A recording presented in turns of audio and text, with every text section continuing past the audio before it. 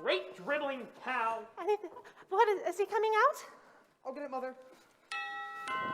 What is it? What's the matter, John? They want pillows. Anything I can do, Miss Preen? No, thank you. Don't call yourself a doctor in my presence. 4 more packages and more cablegrams. Dad is going crazy upstairs with that bell ringing all the time. Oh, dear. June, will you go? What did you say, Richard? One's from New York and one's from San Francisco. There was something from Alaska early this morning. Really? Yes, that's right. Who is it? Does that bird brain of yours ever function? I'll give them right away. He wants Players Club cigarettes. Players Club. They have him down at Kitchener's. I'll run down and get him. Tell me, Hello? Miss Preen. Yes, I'm Are they waiting. bringing him out soon? We're getting him out of bed now. He'll be out very soon. Thank you. Oh, I'm so glad. He must be very happy. Trapped like a rat in this hellhole. 2 o'clock? Yes, I think he could talk then. All right. Well, who do you think that was? Mr. H.G. Wells from London. H.G. Wells on our telephone? I'll go. This is certainly a busy house. I've got his orange juice. Oh, that's fine, Sarah. Is it fresh? Yes, ma'am. You look like a broken down butthole. His voice is just the same as on the radio. Good morning. Girls, what do you think? He's getting up and coming out this morning. You don't mean it. Can we stay and see him? Why, I think he would love it. Girls, do you know what just happened? I'll be upstairs, Mother, if you want me. What? Oh, yes, June, tell your father to come down, will you? Mr. Whiteside is coming out. Yes, Mother. Is he really coming out this morning? I brought him a plant. Do you think it's all right if I stay and give it to him? Why, I think that would be lovely. And my calf's foot jelly. Why, how nice. Who do you think was on the phone just now? H.G. Wells from London. And look at those cablegrams. We've had calls and messages from all over this country and Europe. The New York Times and Felix Frankfurter, Dr. Defoe, the Mount Wilson Observatory. I can't tell you what's been going on. I'm simply exhausted. There's a big piece about it in this week's Time. Did you see it? No, really. Your name's in it too, Daisy. Listen. Portly Sheridan Whiteside, critic, lecturer, wit, radio orator, intimate friend of the great and near great, last week found his celebrated wit no weapon with which to combat an injured hip. The Falstaffian Mr. Whiteside was trekking across the country on one of his annual lecture tours when he was met with his Waterloo in the shape of a small piece of ice on the doorstep of Mr. and Mrs. Ernest W. Stanley of Messelia, Ohio. Result: canceled lecture tours and disappointment of thousands of adoring clubwomen in Omaha, Denver, and Point West. Further result: the idol of the airwaves rests in the home of surprised Mr. and Mrs. Stanley. Possibility Christmas may be postponed this year. What's that mean? A small piece of ice on the doorstep of Mr. and Mrs. Think of it. You know, if it were my house, Daisy, I'd have a bronze plate put up right where he fell. Well, of course, I feel terrible about it. He just never goes to dinners anywhere, and he finally agreed to come here, and then this had to happen. Poor Mr. Whiteside. But it's going to be so wonderful having him here with us, even for a little while. Just think of it. We'll sit around in the evening and discuss books and plays, all the great people he's known, and he'll talk in that wonderful way of his. He may even read Goodbye, Mr. Chips to us. Daisy, I can't wait any longer. If Mr. Whiteside... good morning, ladies. Good morning. Ernest, he's coming out any minute, and H.G. Wells telephoned from London, and we're in time. I don't like this kind of publicity at all, Daisy. When do you suppose he's going to leave? Well, he's only getting up this morning. After all, he's had quite a shock, and he's been in bed for 2 full weeks. He'll certainly have to rest a few days, Ernest. Well, I'm sure it's a great honor his being in the house, but it is a little upsetting. Phone going all the time, bells ringing, messenger boys running in and out. Pardon me, Mrs. Stanley. Have the cigarettes come yet? They're on their way, Miss Cutler. My son went for them. Thank you. This is Miss Cutler, Mr. Whiteside's secretary. How do you do? May I move this chair? Is he coming out now? He is indeed. He's coming out. I can hardly wait. June, Mr. Whiteside is coming out. Sarah, Mr. Whiteside is coming out. I'm so excited, I just don't know what to do. Me too. I know that I'll simply... Good morning, Dr. Bradley. Good morning, good morning. Well, here we are, merry and bright. Bring our little patient out, Miss Preen.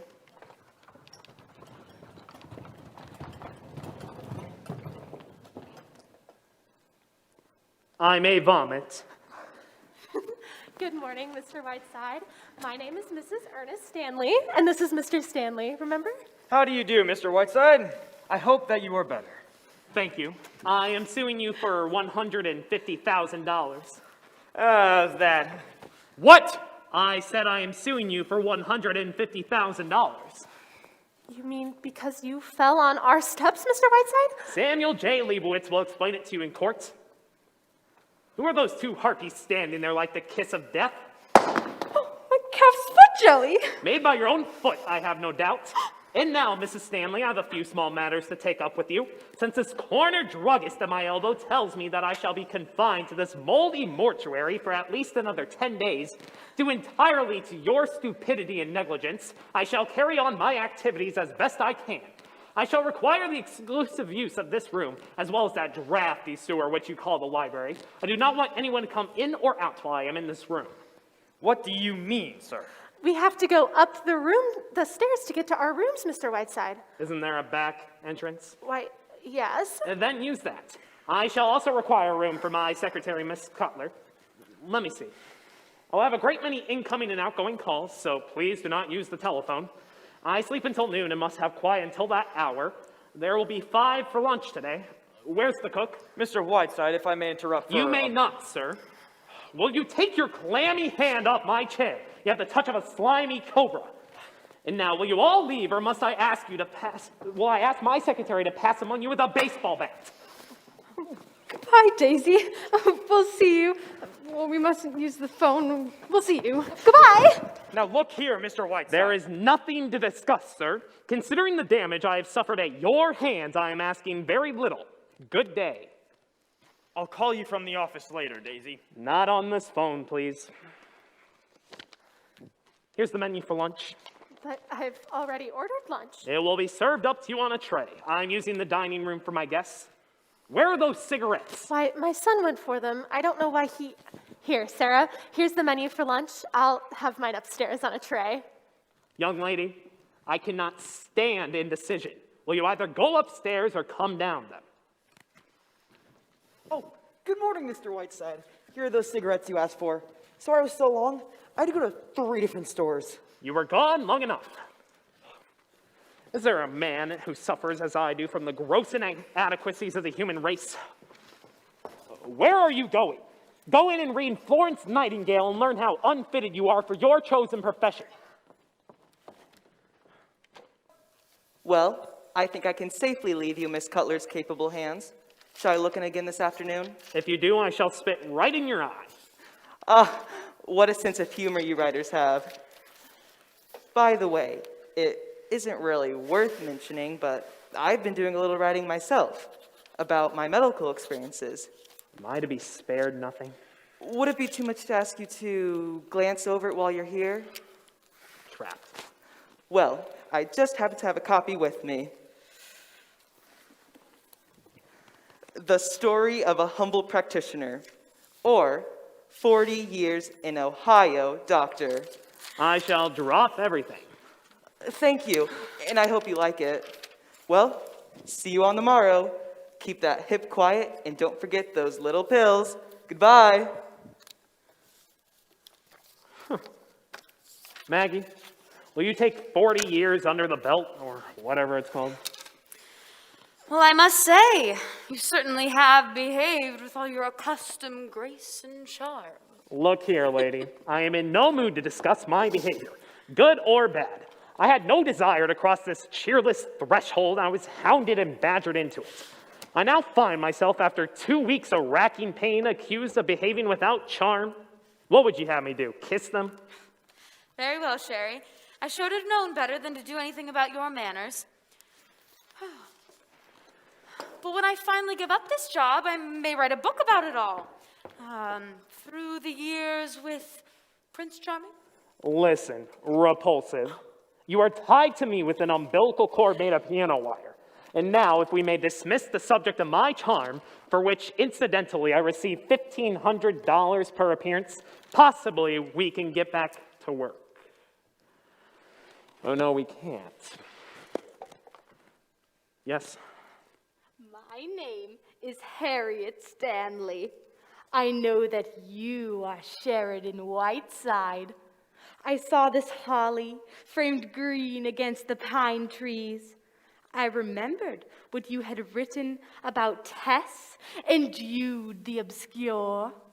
It was the nicest present I could bring you.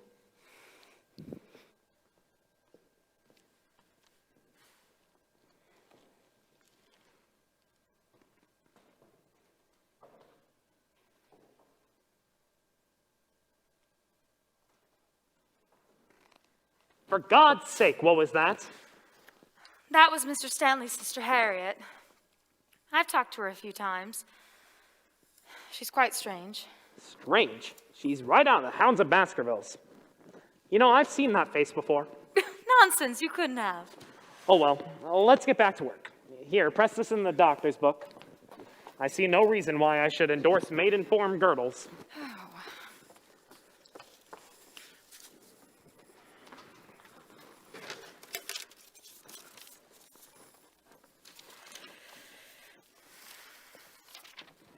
Here are some telegrams. What date is this? Oh. December 10th. Send a wire to Columbia Broadcasting. You can schedule my Christmas Eve broadcast from the New York studio, as I shall return east instead of proceeding to Hollywood. Stop. For a special New Year's Eve broadcast, we'll have as my guests Joshua Heifetz, Catherine Cornell, Shia Pirelli, The Lunts, and Dr. Alexis Carroll. That's her last name. With Haley Selassie on shortwave from England, Whiteside.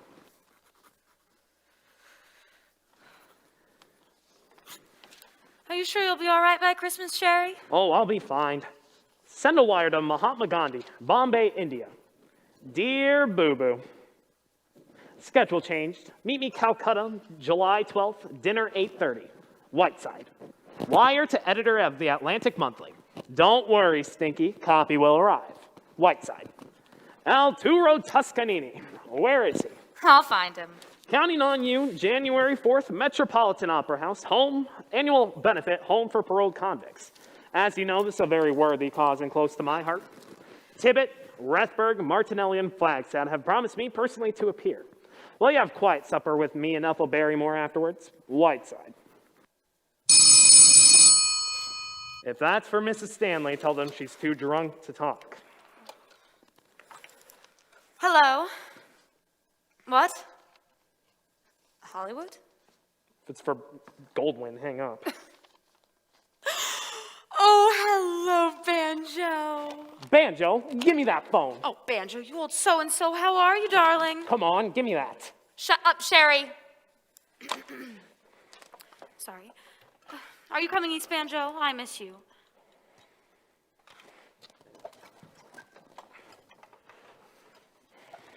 Mm-hmm. Yes. Stop dribbling and give me that phone. In fact, he's screaming at me right now. Yes. No. All right. Here he is. How are you, you fawns behind? And what are you giving me for Christmas? What's that, Banjo, my boy? How's the picture coming? How are Wacko and Sloppo? No, I'm all right. Yes, I'm in very good hands. I've got the best horse doctor in town. What about you? Having any fun? Playing any cribbage? What? Well, don't take all his money. Save a bit for me. Your what? Having your portrait painted? By whom? Milt Gross? Not really. No, from here I go to New York. I'll be there for 12 days. From there I go to Dartmouth for the annual drama festival. You wouldn't understand. Well, I can't waste my time talking to Hollywood riffraff. Kiss Luella Parsons for me. Goodbye. You took $1,400 from Sam Goldwyn at cribbage last night, and Banjo said, "That was the best $1,400 I've ever made. Thank you." What's all this about having his portrait painted? Salvador Dali. That's all that face of his needs, a surrealist to paint it. What do you want now, Miss Bedfan? And every 45 minutes. Oh. Here's a telegram from that dear friend of yours, Lorraine Sheldon. Let me see it.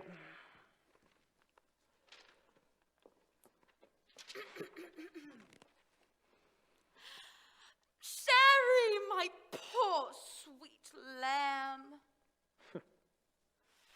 Have been in Scotland on a shooting party with Lord and Lady Kennard, and only just heard about your poor sweet hip. Down in Surrey with Lord Bottomley. I'm sailing Wednesday on the Normandy, and I can't wait to see my poor sweet Sherry. Oh my goodness. Your blossom girl, Lorraine. In the words of the master, I may vomit. Don't be bitter, Puss, just because Lorraine is more beautiful than you are. Lorraine Sheldon is a very fair example of that small but vicious circle you move in. Pure jealousy if I ever saw it. Give me the rest of those. Sheldon, Lord Bottomley, my Aunt Fanny. It's from Destiny's Tot. Coming. Oh, England's little rubber boy. Dear Baby's Breath, what is this I hear about a hip fractured in some brawl? Does this mean our Hollywood Christmas party is off? Finish the new play in Pago Pago and it's superb. Myself and Ukulele leave Honolulu tomorrow in that order. By the way, the Sultan of Zanzibar wants to meet Ginger Rogers. Let's face it, Oscar Wilde. Oh, he does travel, doesn't he? You know, it would be nice if the world went around Beverly Carlton for a change. Hollywood next week. Why couldn't he stop by on his way to New York? Send him a cable. Beverly Carlton, Royal Hawaiian Hotel, Honolulu. If these people intend to have their friends using the front door, What do you want them to do? Use a rope ladder? I will not have a lot of mildewed pus bags rushing in and out of this house while I am... Good morning, John. There's nobody home. The Stanleys were arrested for bootlegging. Go away. Good morning, Mr. Whiteside. I'm Jefferson of the Massalia Journal. Get rid of him. I'm sorry. Mr. Whiteside is seeing no one. Really? So will you please excuse us? Good day. Mr. Whiteside seems to be sitting up and taking notice. Well, I'm afraid he's not taking notice in the Massalia Journal. Do you mind? You know, if I'm going to be insulted, I'd like it to be by Mr. Whiteside himself. I never did like carbon copies. Touche if I've ever heard one. And in Massalia too, Maggie dear. Will you please leave? How about an interview, Mr. Whiteside? I never give them. Go away. Mr. Whiteside, if I don't get this interview, I lose my job. That would be quite all right with me. Now, you don't mean that, Mr. Whiteside. You used to be a newspaperman yourself. Well, you know what editors are like. Well, mine's the toughest one that ever lived. You aren't going to get around me that way. If you don't like him, get off the paper. Yes, but I happen to think it's a good paper. William Allen White could have gotten out of Emporia, but he didn't. You have the effrontery in my presence to compare yourself to William Allen White. Only in the sense that White stayed in Emporia, and I want to stay here and say what I want to say. Such as what? Well, I can't put it into words, Mr. Whiteside. It sounds like an awful lot of hooey. But the journal was my father's paper, and it's sort of a sentimental point with me, the paper. I just want to carry on where he left off. Ah, so you own the paper, eh? That's right. Then this terrifying editor, this dread journalistic apocalypse is you, yourself. In a word, yes. I see. In the future, Sherry, let me know when you don't want to talk to people, and I'll usher them right in. Young man, come here. I suppose you've written this novel? No, I've written that play. Well, I don't want to read it. Do these old eyes see a box of goodies over there? Bring them to me, will you? The trouble is, Mr. Whiteside, that you being in this town comes under the headline of news. Practically the biggest news since the Depression. So I've just got to get a story. Pecan butternut fudge. Oh my, Mr. Whiteside, you mustn't eat candy. It's very bad for you. My great aunt Jennifer had a box of candy every day of her life. She lived to be 102, and when she had been dead 3 days, she looks better than you do now. You were saying, old fellow? You were about to say? Well, I can at least report to my readers that chivalry is not yet dead. We won't discuss that. Well, now that you've won me over with your pretty ways, what would you like to know? Well, how about a brief talk on famous murders? You're an authority on murder as a fine art. My dear boy, when I talk about murder, I get paid for it. I made more out of this Snyder Gray case than the lawyers did, so don't expect it for nothing. Well, in that case, what do you think of Massalia? How long are you going to be here? Where are you going? Things like that. Very well. A, Massalia is a town of irresistible charm. B, I cannot wait to get out of it. And C, from here I go to Crockfield for my semi-annual visit to the Crockfield Home for Paroled Convicts, which I have raised over $500,000 in the past 5 years. From there I go to New York. Have you ever been to Crockfield, Jefferson? No, I haven't. I always meant to. As a newspaper man, you ought to go instead of wasting your time with me. It's only about 75 miles from here. Have you ever heard how Crockfield started?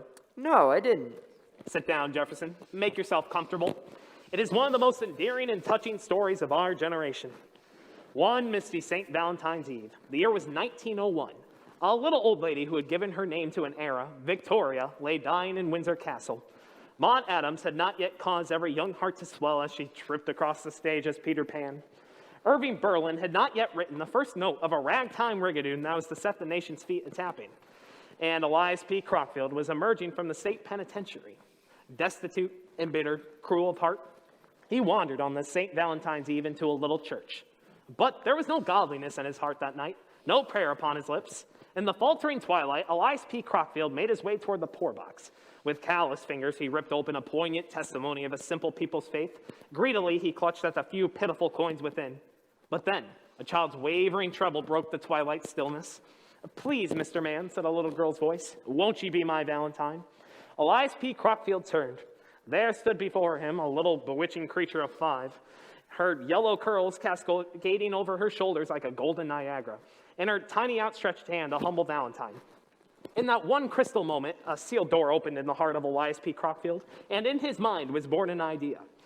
25 years later, 3,000 ruddy-cheeked convicts were found gambling on the broad lawns of Crockfield, frolicking in the cool depths of its swimming pool, broadcasting with their own symphony orchestra from their own radio station.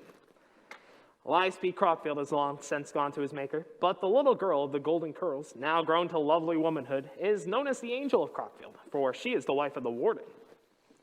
And in the main hall of Crockfield, between an Rembrandt and an El Greco, there hangs in a simple little frame a humble Valentine. In the men's washroom every Christmas Eve, the ghost of Elias P. Crockfield reappears. Big as life. Few sounds, please.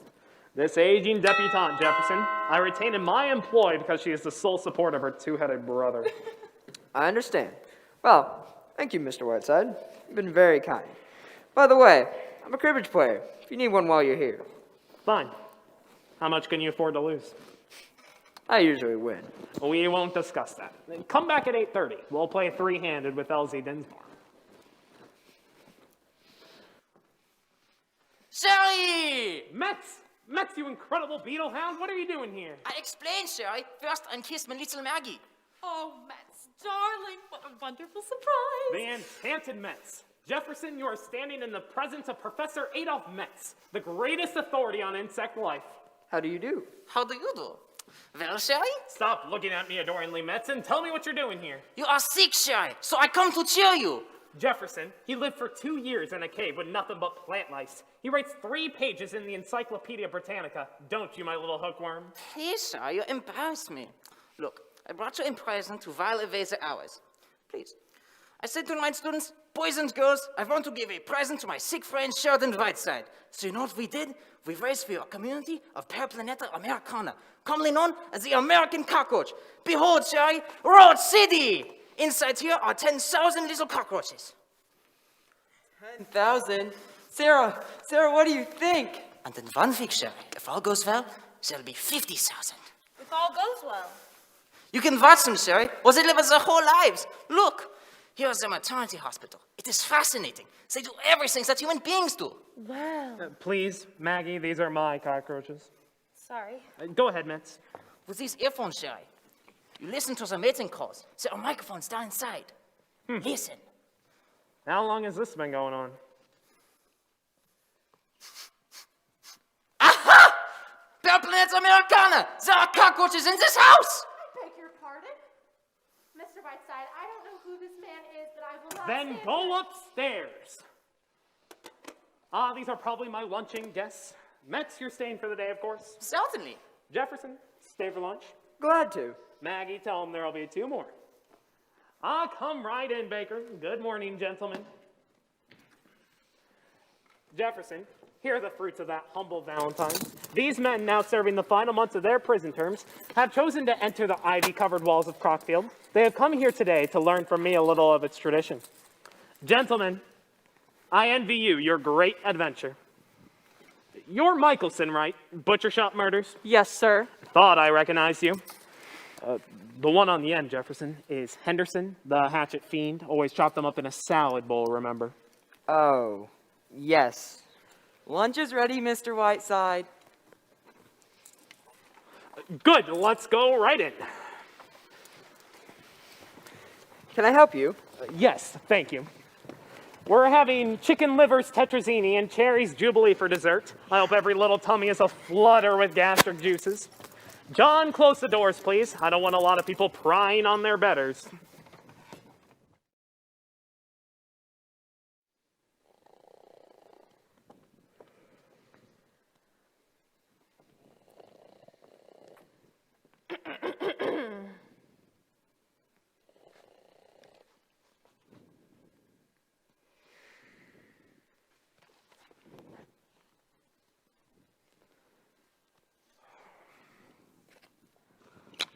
I was dreaming of Lillian Russell, and I awake to find you. It's your medicine, Mr. Whiteside. What time is it? About 6:30. Where's Miss Cutler? She went out Out? with Mr. Jefferson.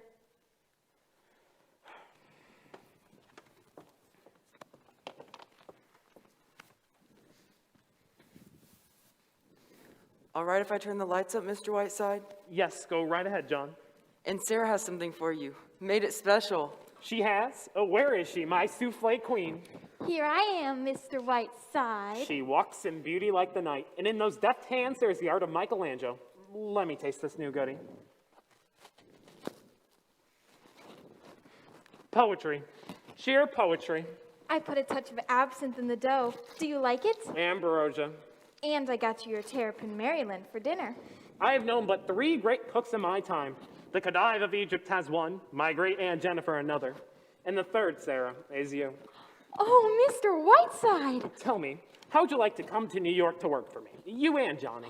My, Mr. Whiteside! Sarah! Why, it kind of takes my breath away. But what would we say to Mr. and Mrs. Stanley? Just goodbye.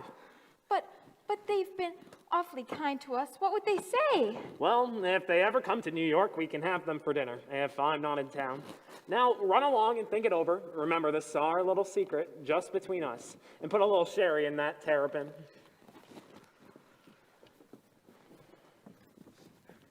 Miss Preen! Miss Preen! Yes, sir. Yes, sir. What have you got in there anyway? Sailors? I was just washing my hands. What time did Miss Cutler go out? Oh, a couple of hours ago. Mr. Jefferson called for her? Yes, sir. All right. Go back to your hand washing.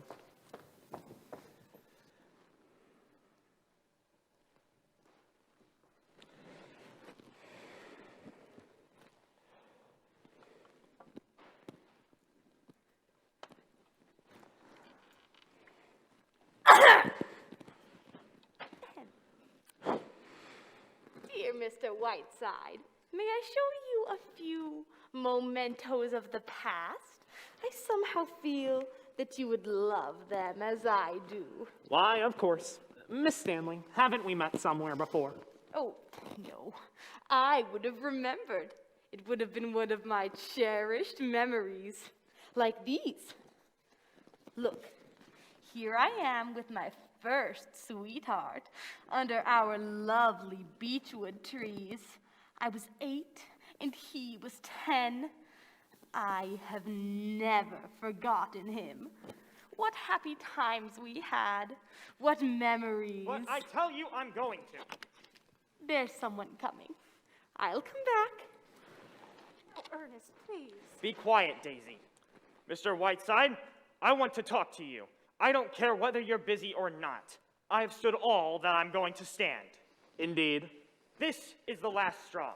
I have just received a bill from the telephone company for $784.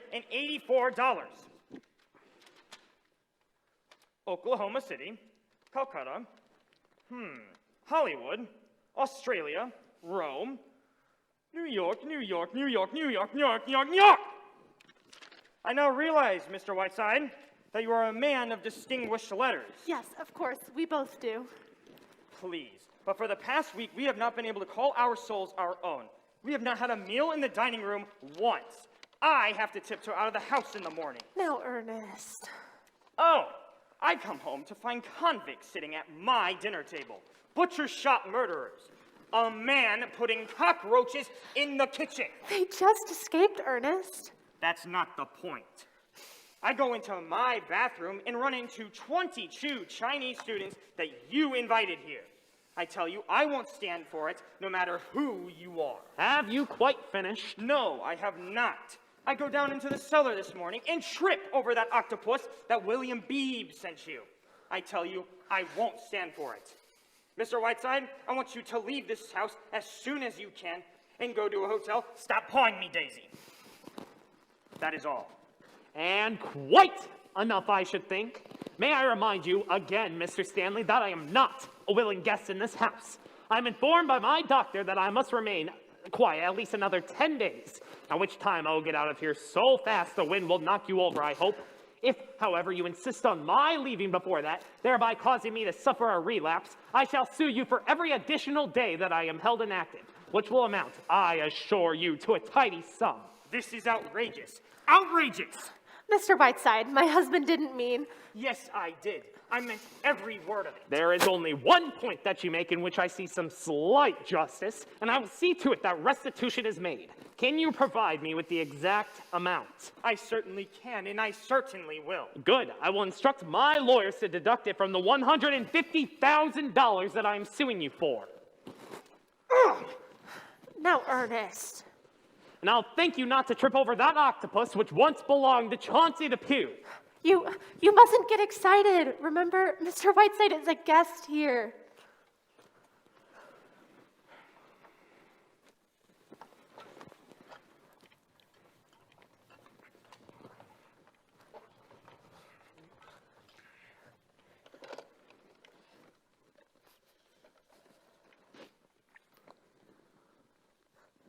Give me the Celia Journal, please. Hello, Journal. Is Mr. Bert Jefferson there? When do you expect him? No message. Come here, you two. Come on, I'm not going to bite you. Now look here. I am by nature a gracious and charming person. If I veer at it, it's on the side of kindness and amiability. I've been observing you two this past week, and you seem to me to be extremely likable young people. I'm afraid that when we first met, I was definitely unpleasant to you.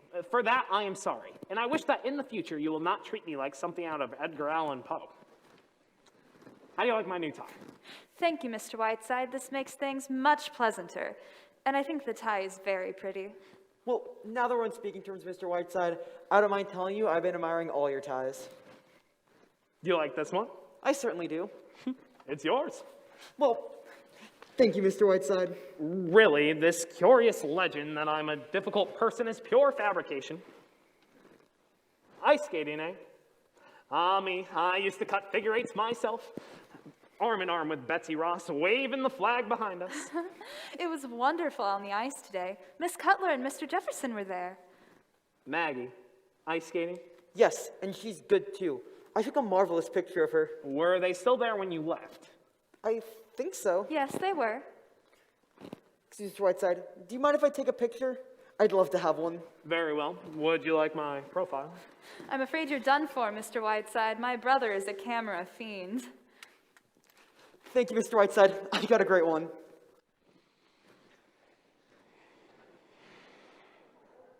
Hello there. Good evening, Sherry. Really, Sherry, you've got this room looking like an old parrot cage.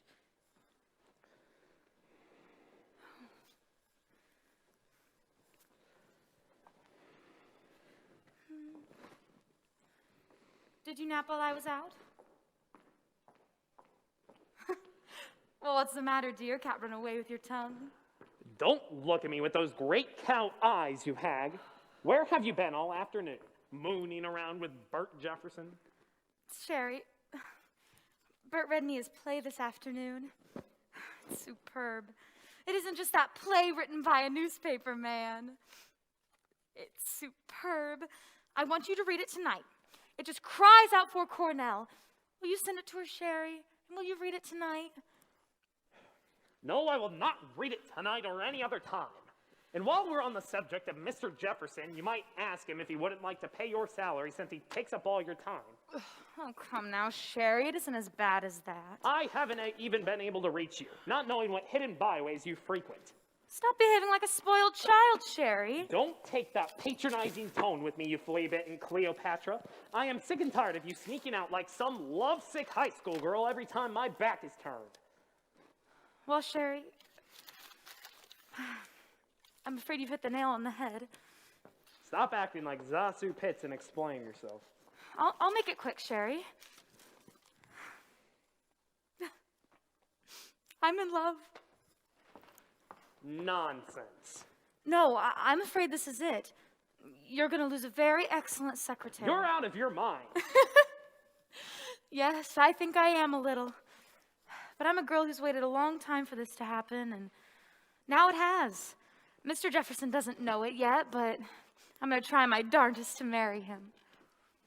Is that all? Yes,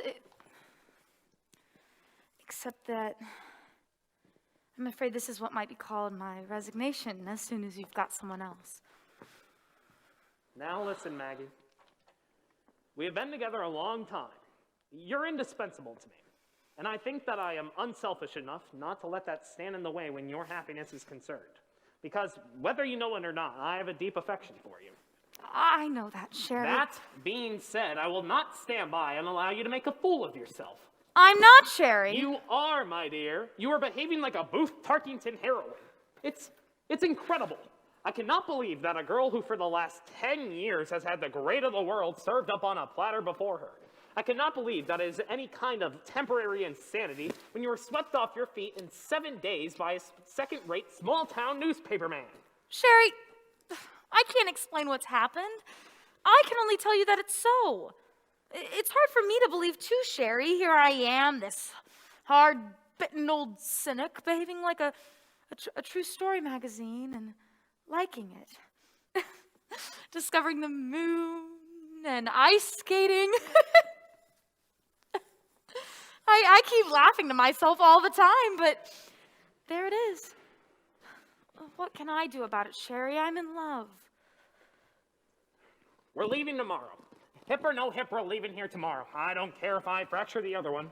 Give me a train schedule and start packing. I'll pull you out of this, Miss Stardust. It's no good, Sherry. It's no good. I'd be back on the next steamline train. It's completely unbelievable. Do you see yourself, the wife of the editor of the Massalia Journal, having an evening at home for Mr. and Mrs. Stanley, Mr. and Mrs. Poopface, and the members of the Book of the Month Club? Sherry!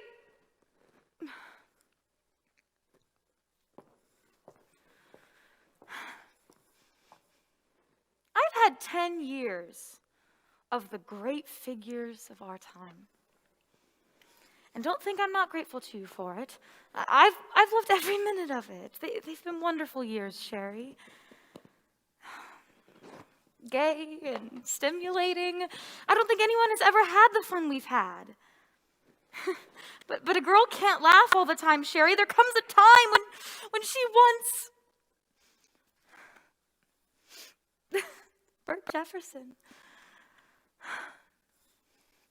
You don't know Bert, Sherry. He's gentle and unassuming and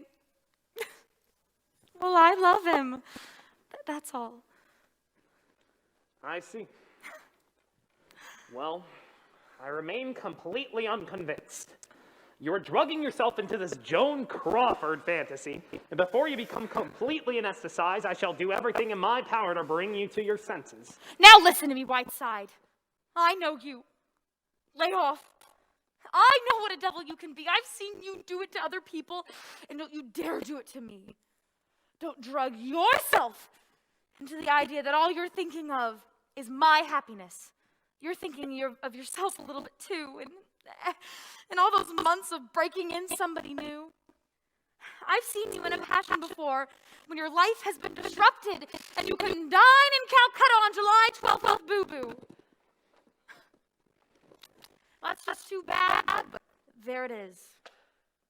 Ugh. Ugh. I'm going to marry Bert if he'll have me. And don't you dare try any of your tricks. I'm on to every one of them. So lay off.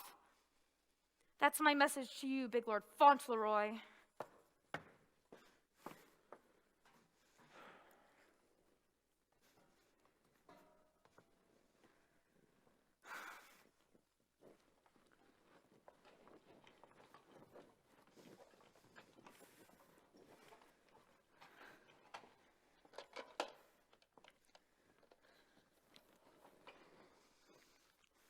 Long distance, please. I would like to make a transatlantic call. Hello? Transatlantic operator. I would like to talk to Miss Lorraine Sheldon. Sheldon. Yes, she's on the Normandy. She sailed from Southampton the day before yesterday. Would take long? Yes, my name is Whiteside. Thank you. Good evening, John. Good evening, Doctor. Well, good evening, Mr. Whiteside. Goodbye, Doctor. I'm very busy. Now, what would be the best news that I could possibly bring you? You have hydrophobia. No. Mr. Whiteside, you are a well man. You can get up and walk now. You could leave here tomorrow. What do you mean? Well, sir, I looked at those x-rays again this afternoon, and do you know what? I'd been looking at the wrong x-rays. I'd been looking at old Mrs. Moffat's. You are perfectly, absolutely well. Lower your voice, will you? What's the matter? Aren't you pleased? Delighted. Not naturally. Dr. Bradley, this is a very unexpected bit of news. It comes at a very curious moment. Dr. Bradley, I have some good news for you, too. I've been reading 40 years. What is it? In Ohio, Doctor, yes? I consider it extremely close to being one of the great literary contributions of our time. Mr. Whiteside. So strongly do I feel about it, Doctor, that I have a proposition to make to you. Just here and there, it's a little uneven, a little rough, but what I would like to do is stay in Massalia and work with you on it. Mr. Whiteside, I'd be so terribly honored. Yes, but there is just one difficulty. You see, if my lecture bureau and my radio sponsors were to learn that I am well, they would insist on my fulfilling my contracts, and I would be forced to leave Massalia. Therefore, we must not tell anyone, not anyone at all, that I am well. I see. Not even Miss Cutler. You understand? No, I won't. Not a soul. Not even my wife. That's fine. Mr. Whiteside, when do we start work? Tonight? I've just got one patient that's dying, and then I'll be perfectly free. Tomorrow morning. Excuse me, it's a private call, would you mind?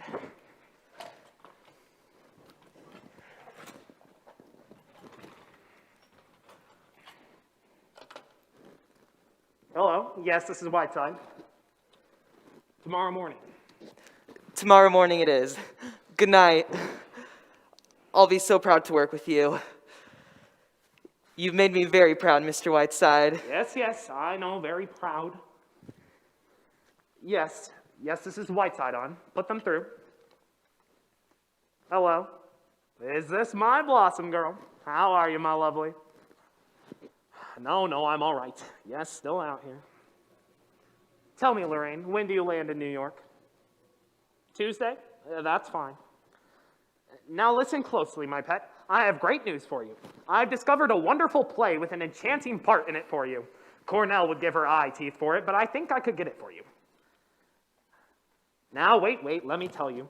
This young man, he's a newspaper man, and he's written this play. Of course he wants Cornell, but if you get on a train and hurry out here, I think you could swing it if you play your cards right.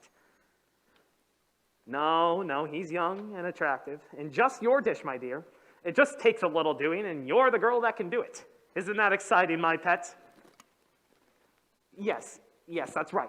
And listen, don't send me any messages. Just get on a train and hurry out here. Oh, don't thank me, my darling. It's nothing.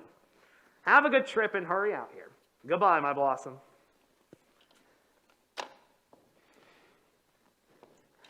Good afternoon, Miss Preen. My, you're looking radiant this evening.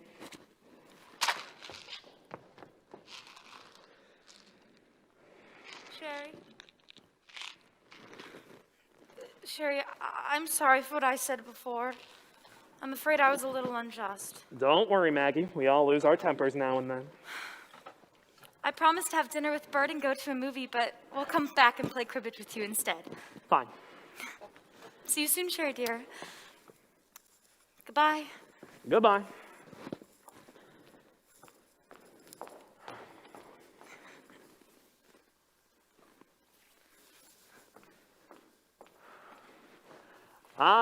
There's a little rabbit in the sunshine. There's a little rabbit in the rain.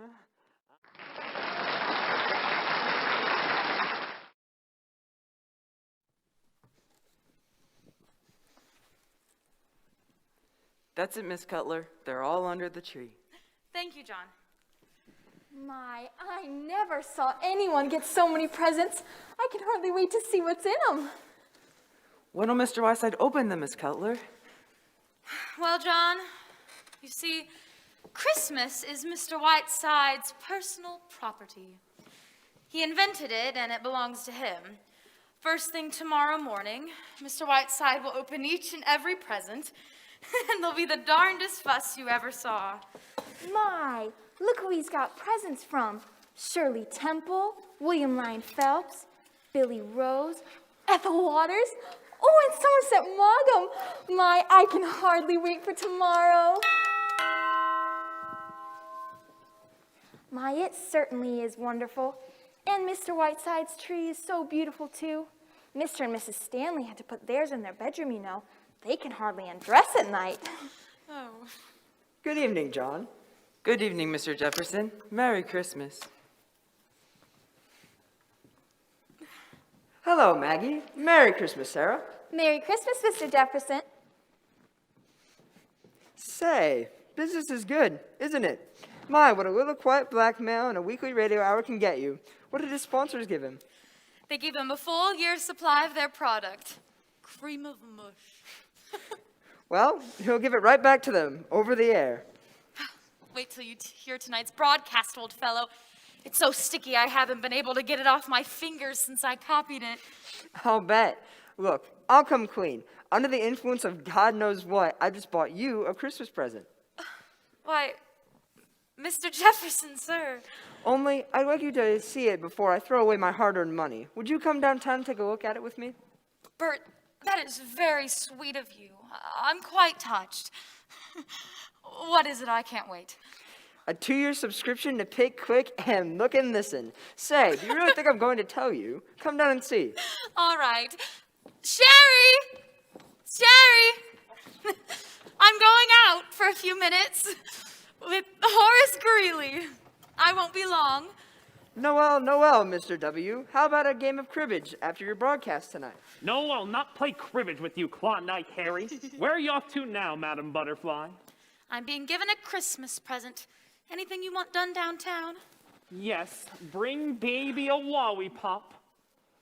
What are you giving me for Christmas, Jefferson? I have enriched your feeble life beyond your capacity to pay me. Yes, that's what I figured. So I'm not giving you anything. I see. Well, I was giving you my old trust, but now I shan't. Maggie, what time are those radio men coming? About 6:30. I'll be here. Oh. Oh. You've got to cut, Sherry. You're 4 minutes over. Oh, and by the way, here's a cable from Beverly Carlton. He doesn't know what train he can get out of Chicago, but he'll be here sometime this evening. Good. Is he staying overnight? No, he has to get right out again. He's sailing Friday on the Queen Mary. Do you think I could peek in at the window and get a look at him? Beverly Carlton used to be one of my heroes. Used to be, you ink-stained hack. Beverly Carlton is the greatest single talent in the English theater today. Take this illiterate numbskull out of my sight, Maggie, and don't bring him back. Yes, Mr. Whiteside. I won't return until Beverly Carlton gets here. Where are you taking me, Bert? I want to know what you've bought me. I'm like a 10-year-old kid. You know, you look like a 10-year-old kid right now, Maggie, at that.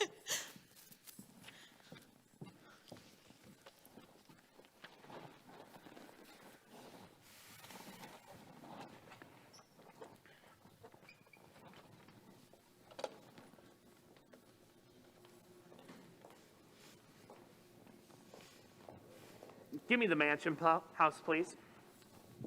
No, I don't know the number. Hello? Mansion house. Tell me, has Miss Lorraine Sheldon arrived yet? Yes, that's right, Miss Lorraine Sheldon from New York. She hasn't, eh?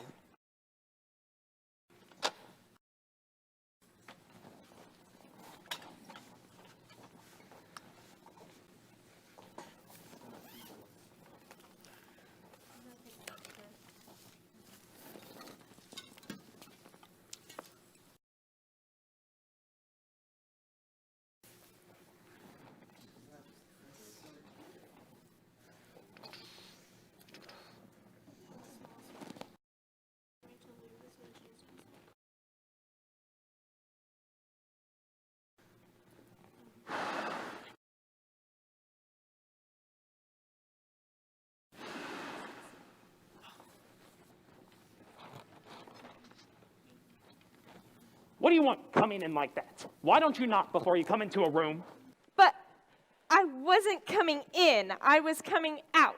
Miss Preen, you are obviously in this room. That is correct, isn't it? Well, yes, it is, but... Therefore, you came in. Hereafter, please knock. There's an expressman here with a crate, Mr. Whiteside. I told them to come around the front. Thank you, John. Stop standing there like a frozen custard, Miss Preen. Go away. Yes, sir. Right this way. Careful there, don't scrape the wall. Why, it's some kind of animals. I'll say animals. We had to feed them at 7 o'clock this morning. Who's it from, John? Admiral Richard E. Byrd. Say. Bring it here. Why, they're penguins. 2, 3, 4 penguins. Hello, my pretties. Directions for feeding are right on top. Two of those slats are loose. To be fed only whale blubber, eels, and cracked lobster. They got Coca-Cola this morning, and they liked it. Hello, hello, hello. You know, John, they make the most entrancing companions. I want these put right in the library with me. Go ahead, John. Yes, sir. Better tell Sarah to order a couple dozen lobsters. Yes, sir. I don't suppose there's any whale blubber in this town? Good evening. Oh, yes, there is. The door was open, so Merry Christmas. Merry Christmas. Tell me, Doctor, are eels in season? How's that? Never mind, I was a fool to ask you. I opened those 2 slats a little, Mr. Whiteside. They seem so crowded in there. Thank you, John. Mr. Whiteside. Goodbye, Doctor. I'm sorry you happened to drop in now. I have to do my yogi exercises. But, Mr. Whiteside, it's been a week now. My book. You know, when are we going to start work on my book? I was hoping that today Good evening, Miss Preen. Good evening, Doctor.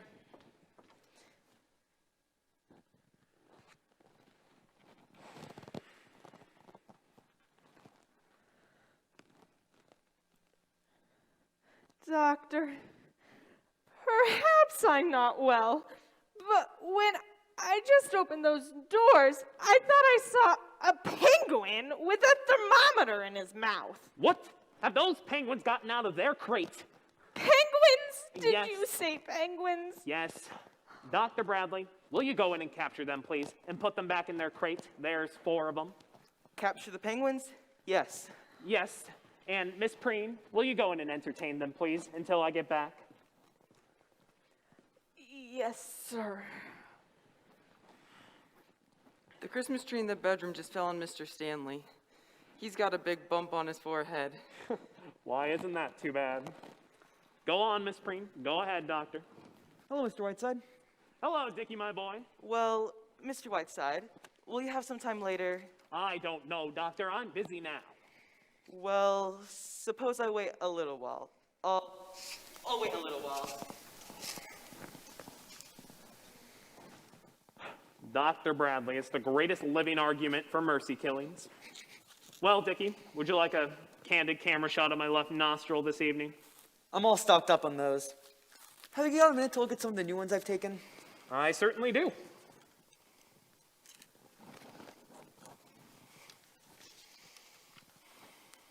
Why, these are splendid, Richard.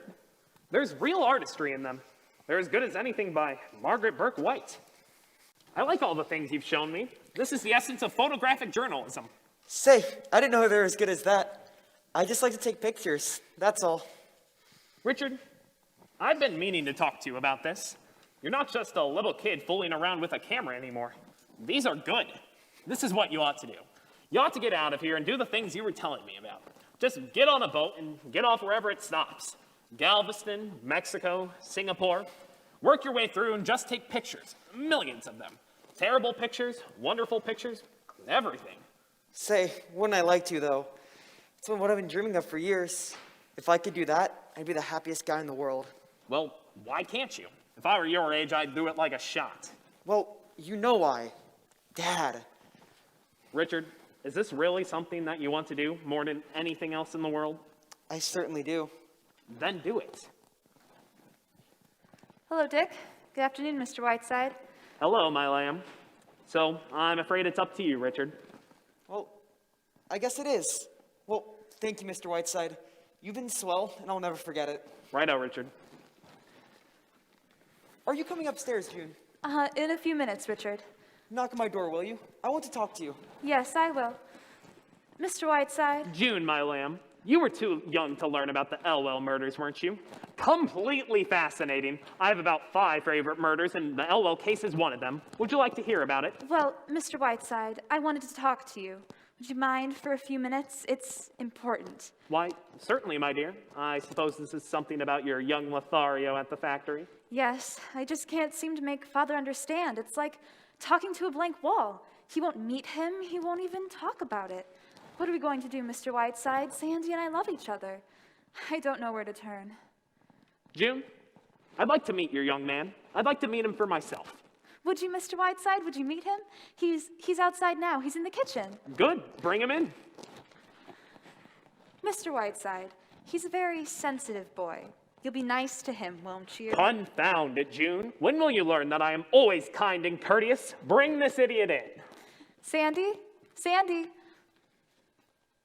Here he is, Mr. Whiteside. This is Sandy. How do you do, sir? How do you do, young man? I've heard a great deal about you from June this past week. It seems to me, if I've been correctly informed, that you two babes in the woods are quietly going out of your minds. There's another name for it. It's called love. Well, you've come to the right place. Dr. Sheridan Whiteside. Broken hearts mended, brakes relined, hamburgers. Go right ahead.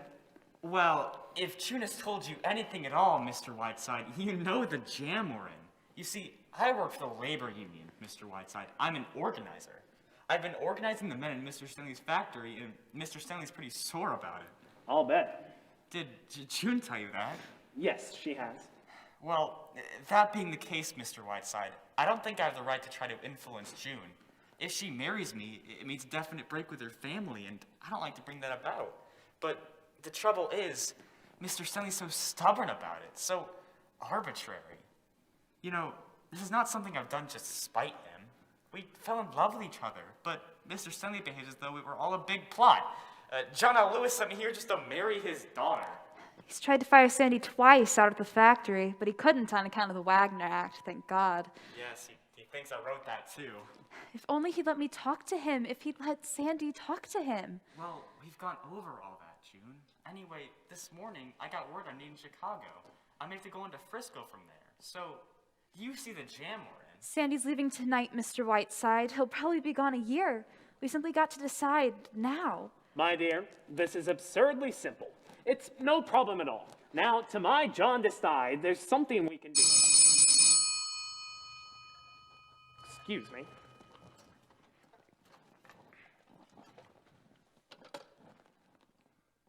Hello? Yes, this is Whiteside. Excuse me, it's a transatlantic call. Hello? Yes. Who's calling? Oh, put him through. It's Walt Disney in Hollywood. Hello? Hello, Walt. How's my little dash of genius? Yes, I hoped you would. How'd you know I was here? Yes, I'm listening. 10 seconds more. Mr. Disney calls me every Christmas. Walt? Yes, I hear it. It sounds just like static. June.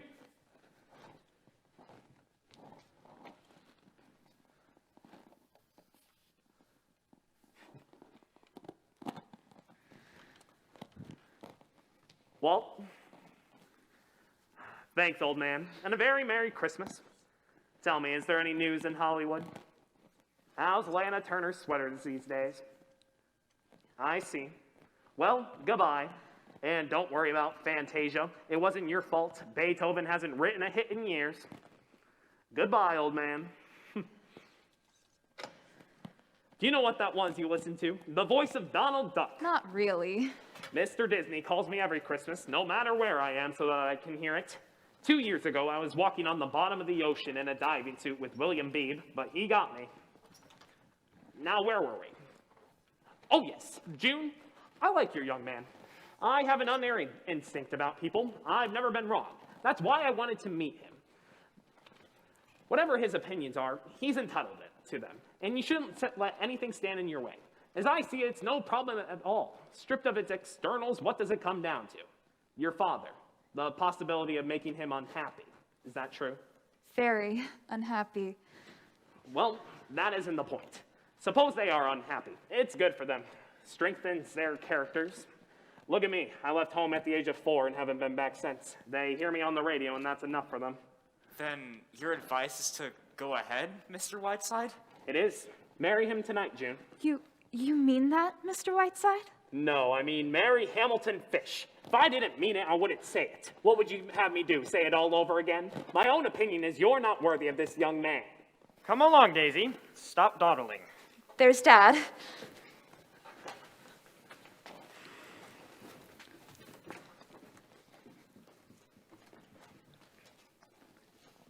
Forgive us for trespassing, Mr. Whiteside.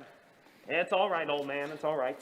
It's Christmas, you know. Merry Christmas. Merry Christmas. Yes, Merry Christmas. Would you like to come along with us, June? We're taking some presents over to the Dexters.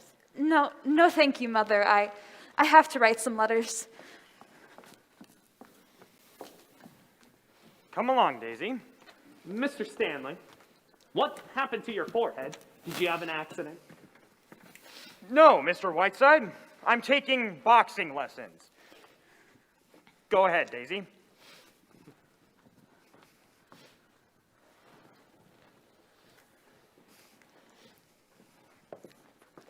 Dear Mr. Whiteside, I've been trying all day to see you, to give you this. Why, Miss Stanley, a Christmas present for me. It's only a trifle, but I wanted you to have it. It's a picture of me as I used to be. It was taken on another Christmas Eve many years ago. Don't open it until the stroke of midnight, will you? Merry Christmas, dear Mr. Whiteside. Merry Christmas. Merry Christmas, Miss Stanley. This is the Stanley residence, isn't it? Yes, it is. I've come to see Mr. Whiteside. Would you tell him Miss Sheldon is here? Lorraine, my blossom girl. Sherry, my sweet! Oh, look at your poor, sweet, tortured face. Let me kiss it! My dear, look how drawn you are. Sherry, my sweet, I want to cry. All right, dear, you made a very nice entrance. Now relax. But, darling, I've been so worried and now seeing you in that chair. This chair fits my fanny like nothing else ever has. I feel better than I have in years, and my only concern is news of the outside world. So take off that skunk and tell me everything. How are you, my dear? Darling, I'm so relieved. You look perfectly wonderful. I've never seen you look better. My dear, do I look a wreck? I just dashed through New York, didn't do a thing about Christmas. Hattie Carnegie had my hair done, and I got right on the train. And, of course, the Normandy coming back was simply hectic. Fun, you know, but simply exhausting. And London before that was simply magnificent, my dear. Why, I simply never got to bed at all. Darling, I have so much to tell you, I don't know where to start. Start with the dirt first, dear, and that's what I want to hear. Let me see. Sybil Cartwright got thrown right out of Ciro's. It was the night before I left. She was wearing one of those new cellophane dresses. And Sir Harry Montrose, the painter, you know, is suing his mother for disorderly conduct. It's just shocked everyone. And, oh, before I forget, Anthony Eden left a message for you. He says that he'll be on your New Year's broadcast, Sherry. And Beatrice Lilly says to take off 25 pounds and send them to her right away by parcel post. She needs them. I'll pack them in ice. Now come, dear. What about you? What about your love life? Sherry, please. Cedric is a very dear friend of mine. Now, Blossom Girl, this is Sherry. Don't tell me you wouldn't like to be a Lady Bottomley with 100,000 pounds a year and 12 castles. Sherry, really? Cedric may not be brilliant, but he's very sweet, poor lamb, and he's very fond of me. And he does represent a kind of English way of living I like. Surrey and London for the season, shooting box in Scotland, that lovely old castle in Wales. You were there, Sherry, you know what I mean. I do indeed. Well, really, Sherry, why not? If I can marry Cedric, I don't see why I shouldn't. Shall I tell you something, Sherry? From something he said just before I sailed, I think he's finally coming around to it. It wasn't definite, mind you, but don't be surprised if I am Lady Bottomley before long. Lady Bottomley, won't Kansas City be surprised? However, I shall be a flower girl and give the groom an iron toothpick as a wedding present. Now come, dear, let's hear some more of your skullduggery. Well, Mr. Whiteside? Not now, I'm busy, go away. Who's that? He's fixing the plumbing. Now, come on, dear, come on, I want some news. But, Sherry, what about this play? After all, I've come all the way here from New York, even on Christmas Eve. I've been so excited ever since your phone call. Where is it? When can I read it? Well, all right. This young man, he's a newspaper man, brought me the play with the understanding that I send it to Kit Cornell. It's a magnificent part, and God knows I feel disloyal to Kit. Sherry! Anyhow, there you are. Now I've done this much. The rest is up to you. He's young and attractive, and just how you'll go about persuading him, I'm sure you know more about than I do. Darling, you're wonderful. Does he know I'm coming? Mr. Jefferson, I mean. No, you're just out here visiting me. You'll meet him, and that's that. Just get him to take you out to dinner and work your way to the play. My heavens, I don't need to tell you these things. How'd you get all those other parts anyway? Sherry! Well, I'll go back to the hotel and get into something more attractive. I just dumped my bags and rushed right over here. Darling, you're wonderful. All right, get into your working clothes, then come right back here and spend Christmas Eve with Sherry, and I'll have Mr. Jefferson on tap. By the way, I have a little surprise for you. Guess who's paying me a flying visit tonight? None other than your old friend and co-star, Beverly Carlton. Really? Beverly? I thought he was being glamorous again on a tramp steamer. He's not staying here, is he? Don't be bitter, Lorraine, just because he got better notices than you did. Don't be silly, Sherry. I don't read notices. I just wouldn't care to act with him again, that's all. He's not staying here, is he? Temper, temper, temper. No, he's not. Where'd you get that diamond clip, dear? That's a new bit of loot, isn't it? Haven't you seen this before? Cedric gave it to me for his mother's birthday. She was simply furious. Look, Sherry, I've got a taxi outside, and if I'm going to get back... Sherry! Look, isn't it the most beautiful... Oh, hello, Maggie. I knew you must be around here somewhere. How are you, my dear? Santa's been at work, pet. Lorraine just dropped in and out of the blue and surprised us. Hello, Lorraine. Who's that? Bert. Come in, Bert. Lorraine, this is Mr. Bert Jefferson. Young newspaperman, Miss Lorraine Sheldon. How do you do, Miss Sheldon? How do you do? I didn't quite catch the name. Jefferson. That's right, pet. Why, Mr. Jefferson, you don't look like a newspaper man. You don't look like a newspaper man at all. Really? I thought it was written all over me in neon lights. Oh, no, not at all. I should have said you were, oh, I don't know, an aviator or an explorer or something. They have that same kind of dash about them. I'm simply enchanted with your little town, Mr. Jefferson. Tell me, have you lived here all your life? Practically. If you wish to hear the story of his life, Lorraine, kindly do so on your own time. Maggie and I have work to do. Now run along, Blossom Girl. Get out of here, Jefferson. He is the world's rudest man, isn't he? Can I drop you, Mr. Jefferson? I'm going down to the mansion house, I think it's called. Thank you, but I've got my car. Suppose I drop you. Oh, would you? That would be lovely. We'll send the taxi off. See you in a little while, Sherry. Bye, Maggie. Goodbye, Maggie.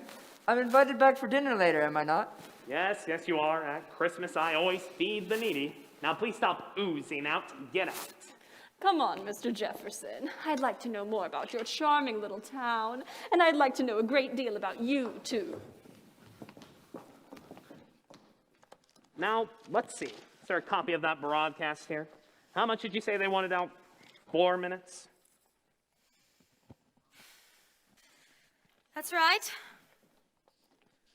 4 minutes. She's looking very well, isn't she? What's that? Who? Oh, I don't know. The Countess de Pushover. Quite a surprise, wasn't it? Her dropping in.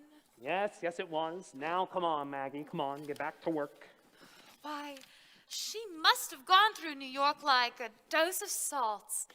How long's she gonna stay? I don't know. A few days, maybe. At this joyous season of the year, when in the hearts of men, I can't cut that. Isn't it curious?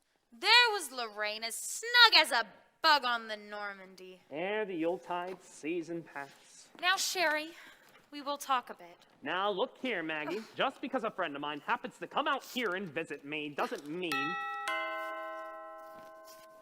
I have a hunch that's Beverly. Maggie, see if it is, will you? Go on, run. Magpie! Beverly! A large kiss from my magpie. Oh. Come in, you Piccadilly pen pusher, and gaze upon a soul in agony. Oh, don't tell me how you are, Sherry dear. I want none of the tiresome details. I have only little time, so the entire conversation will be entirely about me, and I shall love it. Shall I tell you how I glittered through the South Seas like a silver scimitar? Or would you rather hear I frolicked through Zambesia, loving the Major General's daughter and finishing a 3-act play at the same time? Oh, Magpie, you're the moonflower of my middle age. Say something tender to me. Beverly, darling. Oh, that's my girl. Now, Sherry dear, without going into mountainous waves of self-pity, how are you? I'm fine, you presumptuous cockney. How was the trip, wonderful? Fabulous. I did a fantastic amount of work while I was there. By the way, did I glimpse at that little bourgeois butterfly, lost Sheldon, in a motor car as I came up the driveway? You did indeed. She's paying us a Christmas visit. Dear girl, they do say she set fire to her mother, but I don't believe it. Sherry, my evil one, not only have I written the finest comedy since Moliere, and the best one since my last review, and an operetta that frightens me it's so good, I shall play it for 8 weeks in London and 6 in New York. That's all, no matinees. Then I'm off to the Grecian islands. Magpie, why don't you come along? Why don't you desert this cannonball of fluff and come along with me? Oh, Beverly, dear, be careful. You're catching me at a good moment. How was Hollywood, Beverly? How long were you there? 3 unbelievable days. I saw everyone from Adrian to Zanuck. They came poor dears, as to a shrine. I was insufferably charming and ruthlessly firm in refusing $7 million for just 2 minutes' work. What about Banjo? Did you see my wonderful Banjo in Hollywood? I did. He gave a dinner for me. I arrived in white tie and tails to be met at the door by 2 bewigged butlers who quietly proceeded to take my trousers off. I was then ushered into my lemon silk drawers into a room full of Norman Shear, Claudette Colbert, and Aldous Huxley, among others. Dear incomparable Banjo. I'll never forget that summer in Antibes. I wish Banjo were here now. Why, Magpie, what's the matter? You wouldn't take her to the Grecian islands with you, would you, Beverly, for me? Now, Lorraine is a charming person who has gallantly given up her own Christmas to spend it with me. Oh, I knew I had a bit of dirt for us all to nibble on. Mr. Whiteside. Not now, Doctor, I'm busy. Have you kidnapped someone, Sherry? Yes, that's Charlie Ross. Go ahead, Beverly. Is this something juicy? Juicy as a pomegranate. It is the latest report on London's winter maneuvers of Miss Lorraine Sheldon against the left flank. In fact, all flanks of Lord Cedric Bottomley. Listen. Lorraine has just left us in a cloud of Chanel No. 5. Since September in her relentless pursuit, she has paused only to change girdles and check her oil. She has chased him panting from castle to castle till he finally took refuge for several weekends in the gentleman's lavatory at the House of Lords. Practically no one is betting on the Derby this year. We are all making book on Lorraine. She'll be sailing in on the Normandy tomorrow, but would return on the Atlantic Clipper if Bottomley so much belches in her direction. Have you ever met Lord Bottomley, Magpie dear? No, I haven't. No, not very good shooting today. Blast it. Only 6 partridges, 4 grouse, and the Duke of Sutherland. Ha ha. My heavens, that's Bottomley to his very bottom. Ripping debate today in the House today. Old Basil spoke for 3 hours. Dropped dead at the end of it. Ripping ha. Oh, you're making it up, Beverly. No one sounds like that. It's so good it's uncanny. Beverly, dear, why must you race out of here? I never get enough of you, you ungrateful moppet. Sherry, darling, I can only explain to you that my love for you is so great that I changed trains at Chicago just to spend 10 minutes with you and just to wish you a Merry Christmas. Merry Christmas, my lad, my little magpie. Oh, Beverly. And now I have just time for one magnificent number, just to give you a taste of how brilliant the whole thing is. It's the second act for my new review. Oh, dear Maggie, who is it now? Get rid of them. Okay. Hello? Oh. Hello, Bert.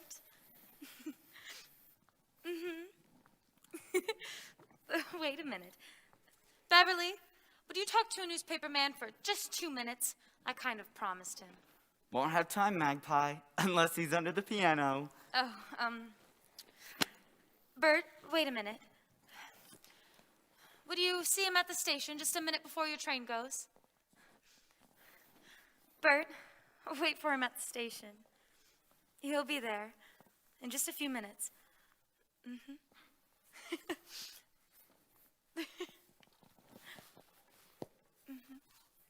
All right. Bye. The stalls are impatient, Beverly. Let's have this second-rate masterpiece. It's called What Am I to Do?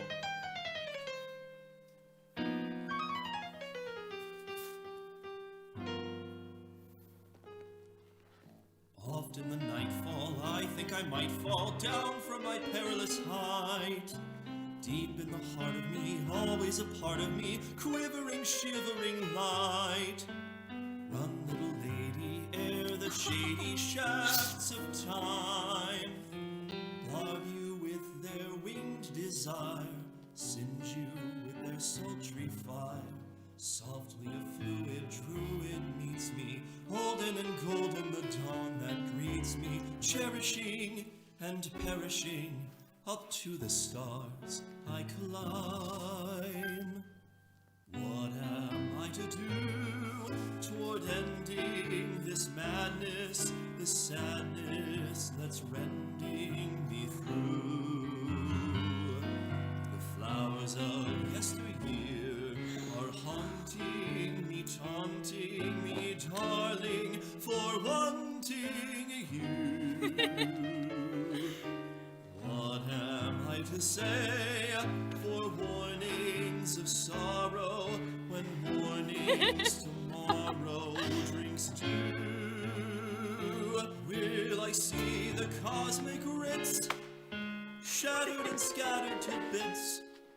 What not am I to do? Oh, that was wonderful, Beverly. It's superb, Beverly. It's the best thing you've ever written. Oh, please, let me say that.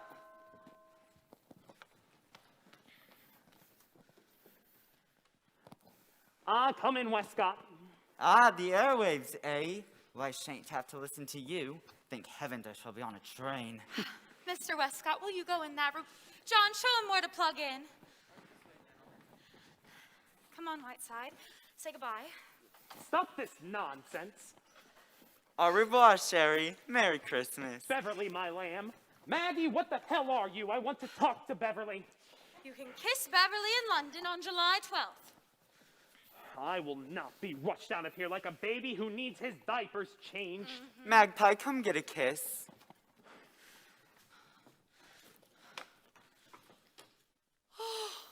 Beverly, I want 1 minute. I must have it. You'll make the train to the station's but a minute and a half from here. What's the matter, Magpie? What is it? I'm just gonna wait in the kitchen until Mr. Excuse me. That man. Never mind.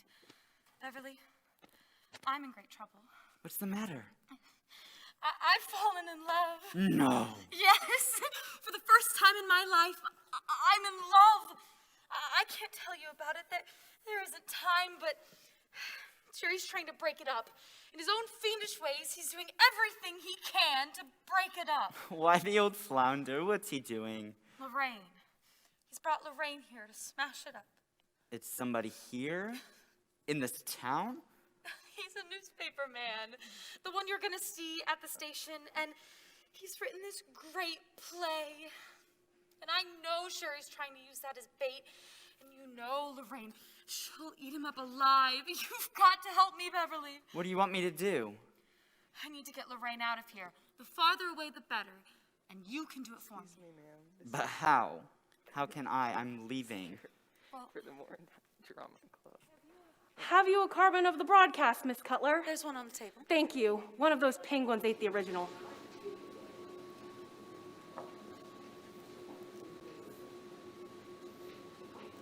Here's what I want you to do. Lorraine. Just gonna take me. Just go to the station. Do something to get out. I'd love it. I'd absolutely love it. It's simply enchanting. What a wonderful joke on Sherry and Lorraine at the same time. I'd love it, and I'll do it up brown. Oh, darling, the first baby will be named Beverly. You're wonderful. Please let me say that. Come to Chiswick for your honeymoon, and I'll put you up. Okay. Magpie dear, I love you very much. Oh, heavens, let me out of here.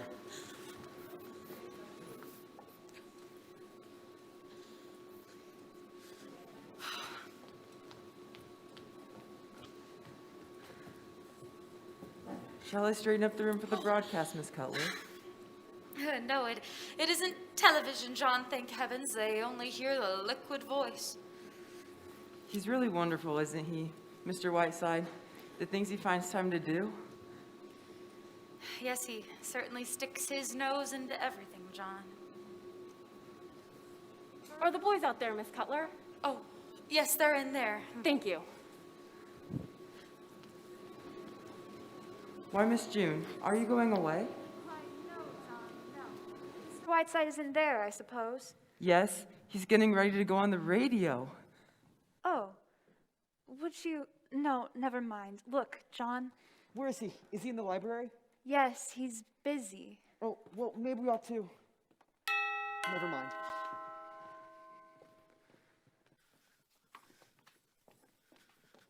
Thank you, John. Hello, dear. Where's Sherry? Inside broadcasting. Oh, of course. Christmas Eve. What a wonderful man Sheridan Whiteside is. You know, my dear, it must be such an utter joy to be secretary to somebody like Sherry. Yes, you meet such interesting people. It's quite a gown, Lorraine. Going anywhere? Oh, this? I just put on anything at all. Maggie, aren't you dressing for dinner? No, just what meets the eye. Who does your hair, Maggie? Oh, a little French woman named Maggie Cutler comes in every morning. You know, my dear, I keep thinking every time I see you that your hair could be so lovely. I've always wanted to get my hands on it. And I've always wanted to get mine on yours, Lorraine. What, dear? What? By the way, what time does Beverly get here? I'm not overly anxious to meet him. He's been and gone, Lorraine. Really? Well, I'm very glad, although you're great friends, aren't you? You and Beverly. Yes, we are. I think he's a wonderful person. Oh, and I suppose he is, but really, when I finished acting with him, I was a perfect wreck. All throughout that tender love scene that the critics thought was so magnificent, he kept dropping peanut shells down my dress. I wouldn't act with him again if I were starving. Tell me, Lorraine, have you found a new play yet? No, I haven't. I had a pile of manuscripts waiting in New York for me, but I hurried right here to Sherry.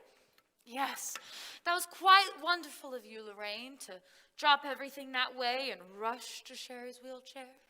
Well, after all, Maggie dear, what else has one in this world but friends? That's what I always say. Oh. How long will Sherry be in there? Not long. Did you know that Mr. Jefferson has written quite a good play? The Man Who Drove You to the Hotel? Oh, really? No, I didn't. Isn't that interesting? Yes, isn't it? They've put a polish on my nails I simply loathe. I don't suppose Elizabeth Arden has a branch in this town. Not if she has any sense. Well, I'll just bear it, though it does depress me. Have you read this, Maggie? Everyone was reading it on the boat. I hear you simply can't put it down. I put it down. Right there.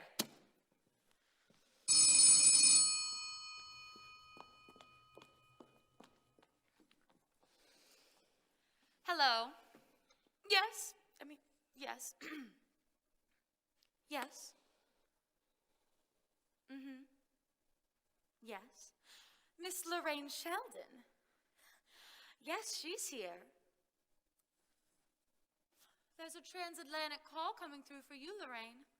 Transatlantic? For me? Here? Why, what in the world? It's London. London? Hello? Hello? Cedric? Cedric, is this you? Why, Cedric, you darling. Why, what a surprise. How did you know I was here? Cedric, don't talk so fast and you won't stutter so. Yes, that's better. Now I can hear you. Yes, very clearly. It's as though you were right around the corner.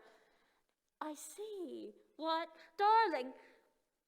Cedric, dearest, would you wait just one moment? Maggie, do you mind? It's Lord Bottomley, a very personal call. Do you mind? Oh, no, not at all. Yes, dearest. Now tell me. Cedric, don't stutter so. Don't be nervous. Oh, my dear. Oh, my sweet. You don't know how I've prayed for this every night on the boat. Yes! Yes! 1,000 times yes! I'll take a plane right out of here and catch the next boat. What? Cedric, don't stutter so. Yes, and I love you, darling, oh, so much. Yes, I will, darling. I'll be thinking of you every moment. You've made me the happiest girl in the world. Goodbye, goodbye, darling, goodbye. Sherry! Sherry! Sherry, do you know what's happened? Cedric just called from London. He's asked me to marry him. What? Sherry, think of it. At last. I've got to get right out of here and catch the next boat. May I come in?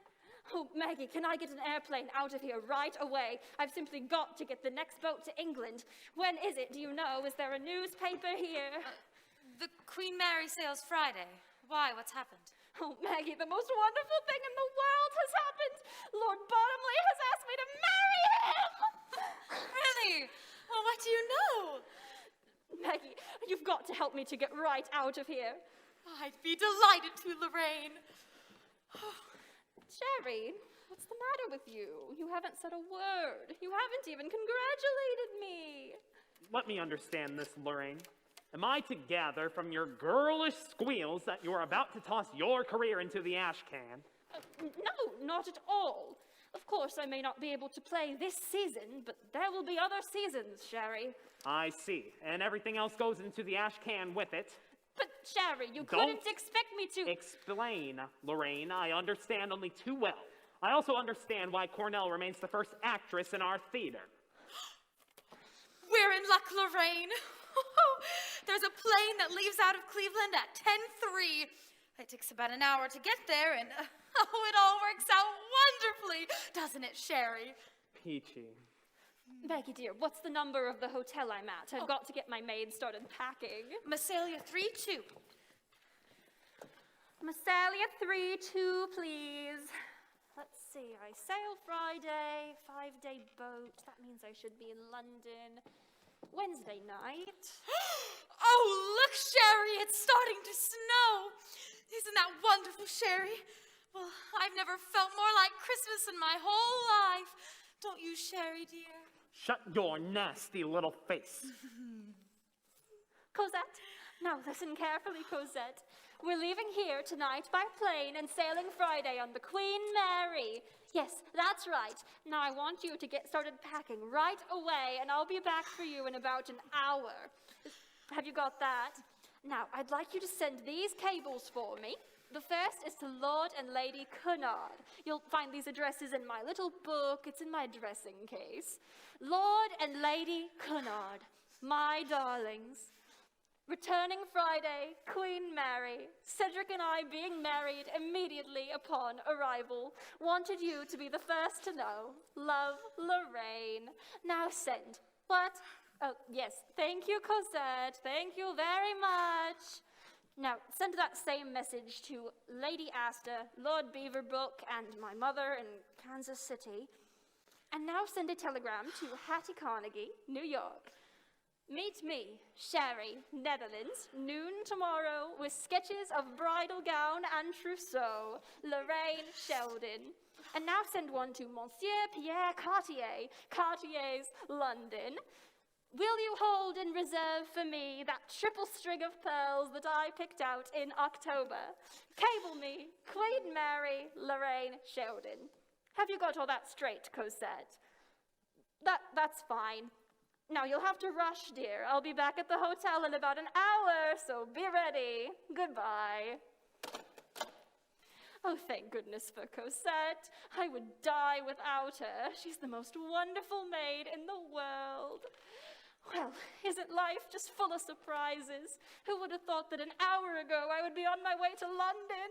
An hour ago? No, I certainly wouldn't have thought it an hour ago. Will you both stop this female drooling? I have a violent headache. Oh, Sherry, can I get you something? Look, Sherry, I'm sorry if I've offended you, but after all, my life is my own, and... Hello, everyone. Say, do you know it's snowing out? Going to have a real old-fashioned Christmas. Why don't you telephone your scoop to the New York Times? Bert, Miss Sheldon has a plane to catch in Cleveland. Can we drive her over? You and I. Why, certainly. So sorry you have to go, Miss Sheldon. No bad news, I hope. Oh, on the contrary, very good news, wonderful news. It is indeed. It calls for some drinks, I think. You're not being a very good host, Sherry. How about a bottle of champagne? I can do better than that. Let me mix you a Jefferson special, okay, Mr. Whiteside? Yes. Mix anything, only stop driveling. Anybody admired my Christmas present yet, Maggie? Oh, dear, I forgot. Look, everybody, from Mr. Jefferson to me. Oh, Maggie, it's charming. Let me see it. Oh, why, it's inscribed. To Maggie, long may she wait. Bert.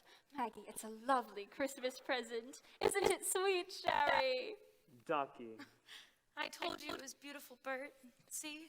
Well, shows what you get when you save your coupons. Well, what's going on with you two anyhow? Maggie, are you hiding something from us? My heavens, will this drivel never stop? My head is bursting. A Jefferson special will cure anything. By the way, I got a 2-minute interview with Beverly Carlton at the station. You were right, Mr. Whiteside. He's quite something. Go ahead, Bert. Mix those drinks. On the fire. I was lucky to even get 2 minutes out of him. He was in a telephone booth most of the time. Bert, mix those drinks, will you? Okay. I couldn't tell what he was saying, but from the faces he was making, it looked like a scene from one of his plays. Bert, for goodness sake, will you? Just a moment, Mr. Jefferson, if you please. Mr. Carlton was in a telephone booth at the station. Certainly was. I thought he'd never come out. Kept talking and making the darndest faces for about 5 minutes. Jefferson, my dear boy, I have an idea I shall love the Jefferson special. Make it a double, will you? My headache is gone with the wind. Okay. Philo Vance is now at work.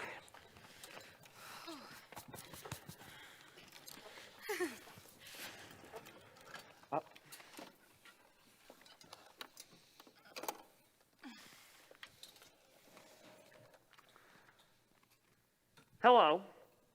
Operator, tell me, dear, has there been a call on this telephone in the past half an hour from England? Yes, I'll wait. Barry, what is this? What's that? There have been no calls from England in the past 3 days. Thank you, operator. Blossom girl. Now, will you repeat that, please?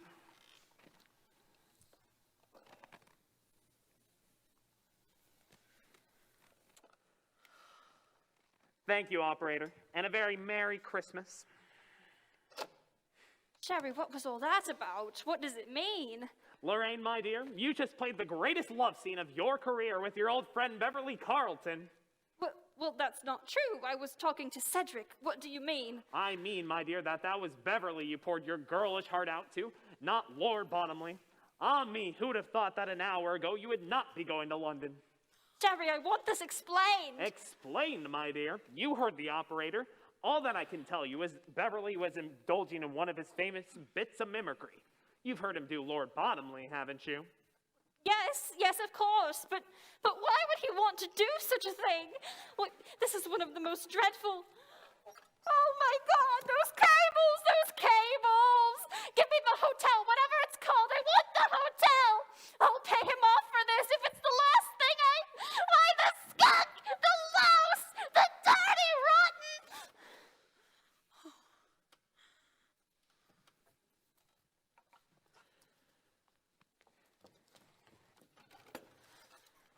mansion house. Who do you think it is? Miss Sheldon, of course. Give me the maid, will you? Cosette, have you sent those cables yet? Oh, no! Oh, no! Now listen, Cosette.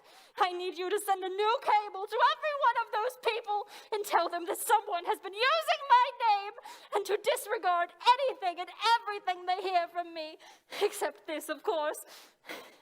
And unpack! We're not going! Now, steady, Blossom. Take it easy. What do you mean, take it easy? Don't you realize I'll be the laughing stock of England? Why, I won't dare show my face. I always knew Beverly Carlton was low, but not this low. Why? Why? It isn't even funny. Why would he do it? That's what I'd like to know. Why would he do it? There must have been some reason. Must have. I can't understand it. Do you, Sherry? Do you, Maggie? You both saw him this afternoon. Why would he walk right out of here, go straight to a phone booth, and try to ship me off to England on a fool's errand? There must have been some reason. It doesn't make sense otherwise. Why would Beverly Carlton, or anyone for that matter, want me to? Oh, I think I begin to. Yes, that's it. Of course, that's it. And that's a very charming bracelet Mr. Jefferson gave you, Maggie dear. And to think I nearly, well, wild horses couldn't get me out of here now, Maggie. If I were you, I would hold on to that bracelet. It'll be something to remember him by. All right, Mr. Whiteside, almost time. Start testing. Here's your new copy, Mr. Whiteside. How much time? Couple of minutes.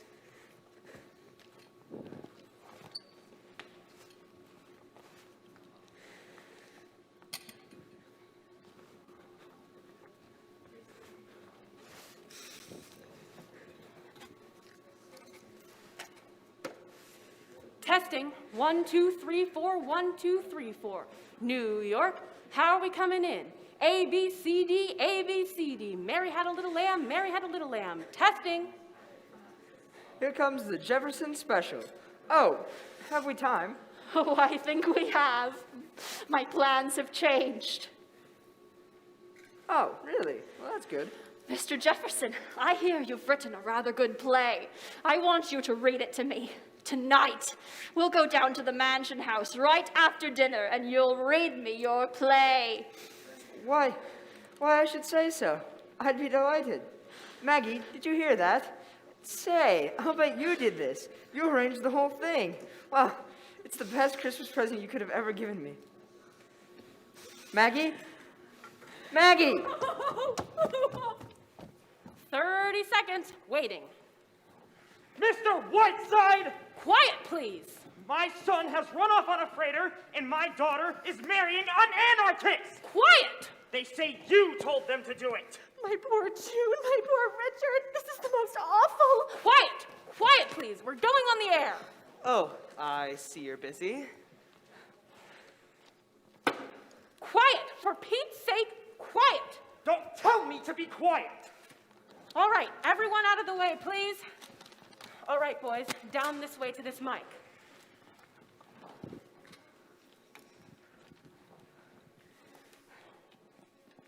Okay, New York. Good evening, everybody. Cream of Mush brings you Sheridan Whiteside. This is Whiteside speaking. On this eve of eves, when my own heart is overflowing with kindness and peace, I find it most fitting to tell once again that story of the still and lustrous night, nigh unto 2,000 years ago. A pig bit me! When first the star of Bethlehem was glimpsed in a wondrous sky.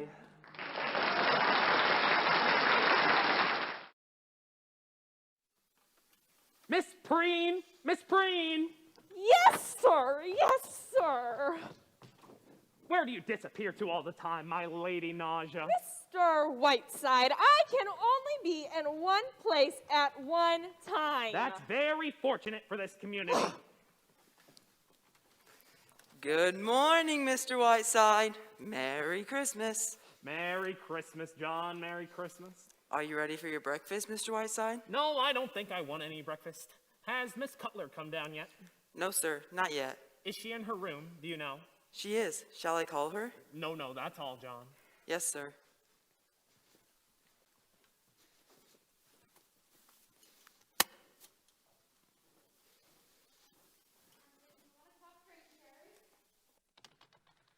I'm leaving. You're doing nothing of the kind. Here are your keys, dear. Your driving license. The key to the safe deposit vault is in the apartment in New York. I'll go in here now and clear things up. Just a moment, Mrs. Siddons. Where were you until 3 o'clock this morning? I sat up half the night in this station wagon worrying about you. Why didn't you answer me when I was calling for you? Look, Sherry, it's over, and I don't want to talk about it. Oh, come. What are you trying to do? Make me feel like a naughty, naughty boy? Honestly, Maggie, sometimes you can be very annoying. You know what? You're quite wonderful, Sherry, in a way. You're annoyed. I wish there was a laugh left in me. Shall I tell you something, Sherry? I think you're a selfish, petty egomaniac who would see his mother burned at the stake if it was the only way he could light his cigarette. I think you'd sacrifice your best friend without a moment's hesitation if he disrupted the sacred routine of your self-centered, paltry little life. I think you're incapable of any human emotion that goes higher up than your stomach, and I was a fool of the world for ever thinking I could trust you. Well, as long as I live, I will never do anyone a good turn again. I'm not asking you to apologize, Maggie, because in 6 months from now, you'll be thanking me instead of berating me. In 6 months, Sherry, I expect to be so far away from you. Hello? Hello? Merry Christmas, everybody. Merry Christmas. I'm a little tipsy, but I can explain everything. Hi, Maggie. Hi, Mr. Whiteside. Shake hands with a successful playwright. Maggie, where did you go last night? Where were you? Miss Sheldon thinks the play is wonderful. I read her the play and she thinks it's wonderful. Isn't that wonderful? Yes, that's fine, Bert. Isn't that wonderful, Mr. Whiteside? Jefferson, I think you ought to go home, don't you? What? No. Biggest day of my life. We were sitting over in Billy's Tavern all night. Didn't realize it was daylight until it was daylight. Listen, Maggie, the play just needs a little bit of fixing. Do it in 3 weeks. Miss Sheldon's going to take me to a place she's got in Lake Placid, just for 3 weeks. Gonna work on the play together. Isn't that wonderful? Why don't you say something, Maggie? Look, Bert, I suggest you tell us all about this later. Now, why don't you? Excuse me. Merry Christmas, everybody. Merry Christmas. God bless us all. And Tiny Tim. Yes. Mr. Whiteside, I thought perhaps if I came very early that... You know what, Doc? I'm going to Lake Placid just for 3 weeks. Ever hear the famous actress, Miss Sheldon? Well, we're going to Lake Placid for 3 weeks. Dr. Bradley, I think Mr. Jefferson would like some black coffee and a little breakfast. Will you take care of him, please? Yes, of course. Dr. Bradley, I'm gonna buy breakfast for you. Biggest breakfast you ever had. Yes, Jefferson. You know what, Doc? Let's go climb down some chimneys together. I got a friend who doesn't believe in Santa Claus. Let's go down his chimney and find the daylights out of him. Now listen, Maggie. I'm willing to forgive your tawdry outburst and talk about this calmly.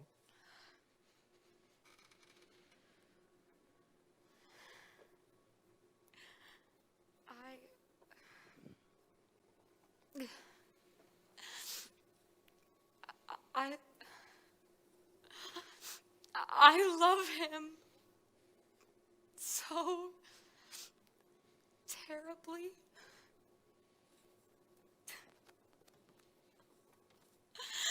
Oh, Sherry, why did you do it? Why did you do it?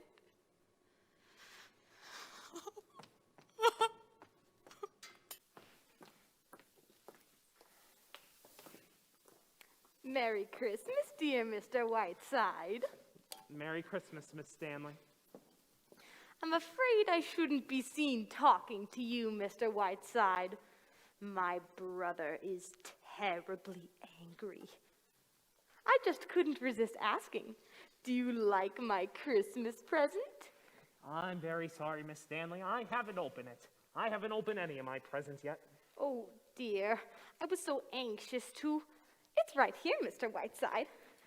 Won't you open it now? I appreciate your thinking of me, Miss Stanley. It's very thoughtful of you. Why, it's lovely. I'm very fond of these old photographs, Miss Stanley. Thank you very much. I was 22 when that was taken, and that was my favorite dress. Do you really like it? I do indeed. When I get back to town, I shall send you a little gift. Will you? Oh, thank you, Mr. Whiteside. I shall treasure it. Well, I shall be late for church. Goodbye. Goodbye.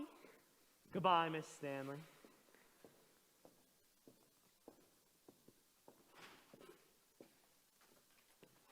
What is there about that woman? Sarah's got a little surprise for you, Mr. Whiteside. She's just taking it out of the oven. Thank you, John.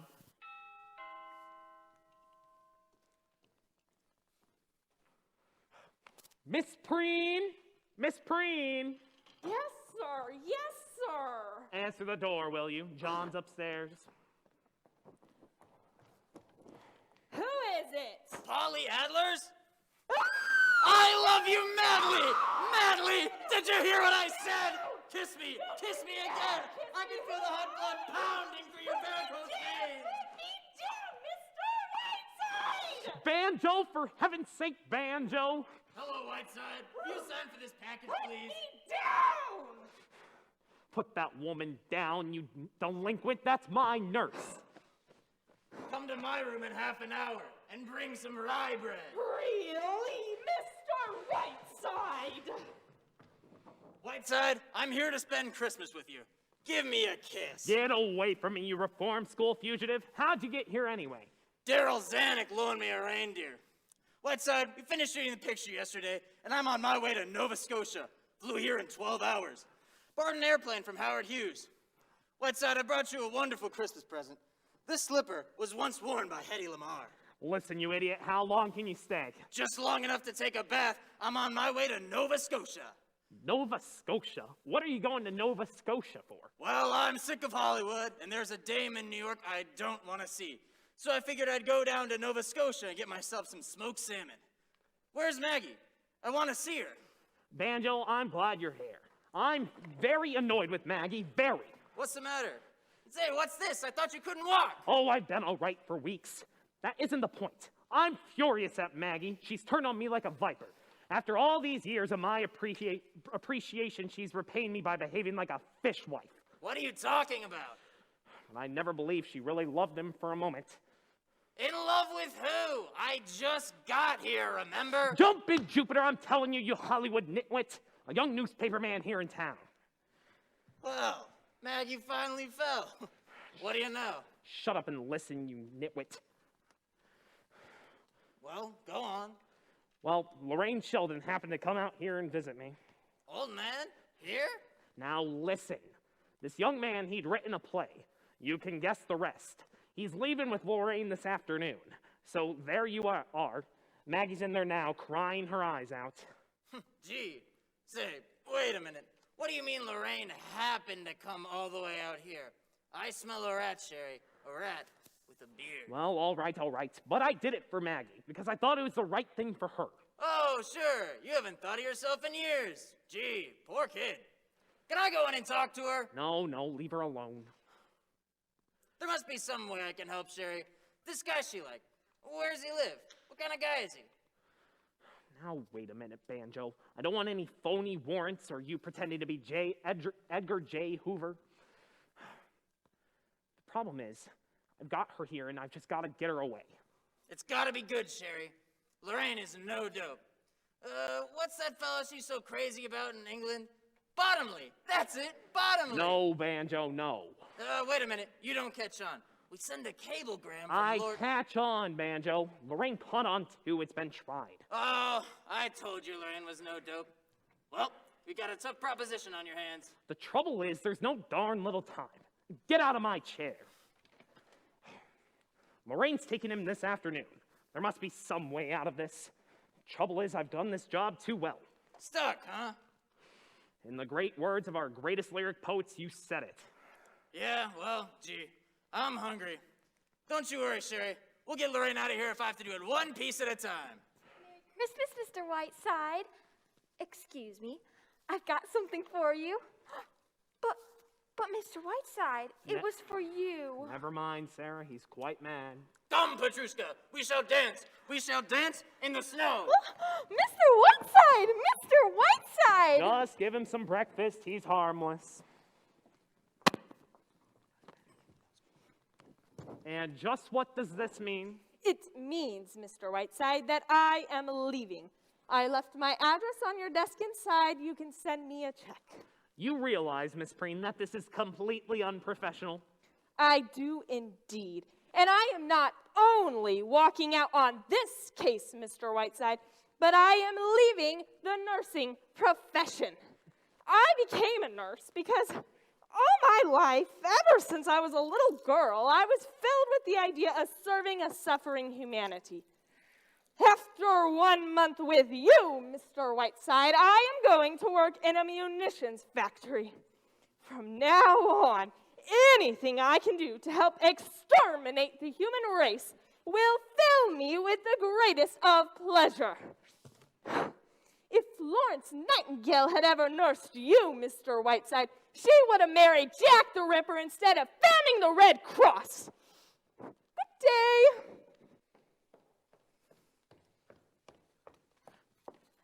Mr. Stanley is here with June. He's brought June back. Thank goodness, thank goodness. June, thank God you're back. You're not married, are you? No, Mother, I'm not. And please don't be hysterical. Now, June, if it had been anyone but that awful boy. Thank goodness you stopped it, Ernest. How did you do it? Never mind that, Daisy.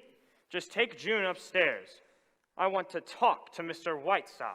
And what about Richard? Is there any news? It's all right. Just take June upstairs. Father, haven't we had enough melodrama? I don't have to be taken upstairs. I will go upstairs. Merry Christmas, Mr. Whiteside. Looks bad for John L. Lewis. Come on, Mother. Lock me in my room. Now, June, you'll feel much better after you've had a hot bath, I know. Have you had anything to eat? I'm pleased to inform you, sir, that your plans for my daughter have gone a trifle awry. She is not, nor will she ever be, married to that labor agitator that you so kindly picked out for her. As for my son, he's being apprehended in Toledo and will be brought home within the hour. Not having your gift for invective, sir, I cannot tell you what I think of your obnoxious interference in my plans. So I have arranged that you will interfere no longer. Come in, officer. Mr. Whiteside, this officer is a deputy sheriff. She has a warrant by which I am enabled to put you out of this house. And I need hardly add that this will be the greatest moment of my life! Mr. Whiteside, I'm giving you 15 minutes in which to pack up and get out. If you are not gone within 15 minutes, Mr. Whiteside, This gentleman will forcibly eject you. Thank you, officer. Will you wait outside, please? 15 minutes, Mr. Whiteside. And that includes baggage, wheelchair, penguins, octopus, and cockroaches! I am now going upstairs to smash our radio, so not even accidentally will I ever hear your voice again!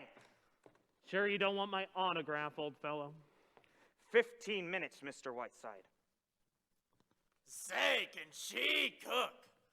Well, Whiteside, I didn't get an idea. Any news from the front? Yes, the enemy is at my rear and nibbling. Where'd you say Maggie was? In there? It's no point, Banjo. She's taking the 1 o'clock train out. No kidding. You didn't tell me that. You mean she's quitting you? After all these years, she's really leaving? She is.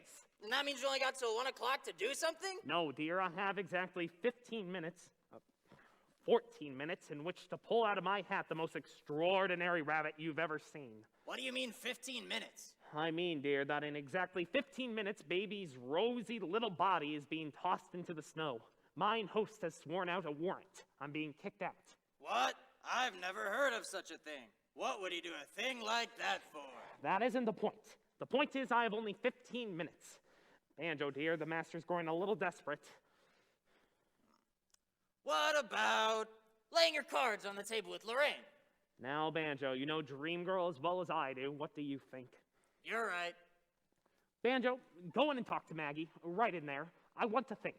Say, if I knew where Lorraine was, I could get a car and run her over. It wouldn't hurt her much. Please, Banjo, I've got to think. Pardon me, miss. Is this the YMCA? Is this your father? No, you idiot! Hello, Mr. Whiteside. I didn't get very far. Any suggestions? I'm very sorry, Richard. Very sorry indeed. I wish I were in a position. Well, you're not in position. Thank you very much, officer. Here's a little something for your trouble. Thank you, sir. Good day. Will you go upstairs, please, Richard?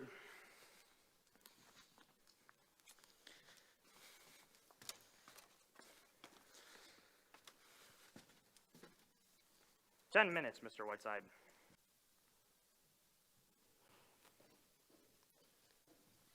I've brought you some orange juice, Mr. Whiteside. Feeling any better? Superb, John. Any cyanide in this orange juice? Get the door, John. It's probably some mustard gas from an old friend. Say, that crazy fellow made a great hit with Sarah. He wants to give her a screen test. Good morning. Is Mr. Whiteside up yet? Yes, he is, Miss Sheldon. He's right here. Merry Christmas, darling! Merry Christmas! I've come to have Christmas breakfast with you, my dear. May I? Of course, my sprite. John, a tray for Miss Sheldon. Better make it 1-minute eggs. Oh, darling, it's the most perfect Christmas morning. The snow is absolutely glistening. Too bad you can't get out. Oh, I'll probably see a bit of it. I hear you're off for Lake Placid, my blossom. What time are you leaving? Oh, how did you know? Is Bert here? No, he rolled in a little while ago. Worked rather fast, didn't you, dear? Darling, I was just swept off my feet by the play. It's fantastically good. Sherry, it's the kind of part that you only come across once in 10 years. I'm so grateful to you, Sherry. Really, sometimes I think you're the only friend I have in the world. Thank you, dear. What time did you say you were leaving, you and Jefferson? Oh, I don't know. I think it's 4 o'clock. Well, you know quite apart from anything else, Sherry, that Bert is really a very attractive man. It makes it rather a pleasure squaring accounts with little Miss Vitriol. In fact, it's all worked out beautifully. Sherry Lamb, I want to give you the most beautiful Christmas present you've ever had in your life. Now, what do you want? Anything. Darling, I'm so deliriously happy that... That sounds like Banjo. Is he here? Yes, he is. Just the family circle gathering at Christmas. My, how time flies when you're having fun. Why, hello, sweetie pants. How are you? Very well, thank you. And you, Banjo? I'm fine. Anything in the wind, Whiteside? Not a glimmer. What time does the boat sail? 10 minutes. What boat is this? The good ship up the creek.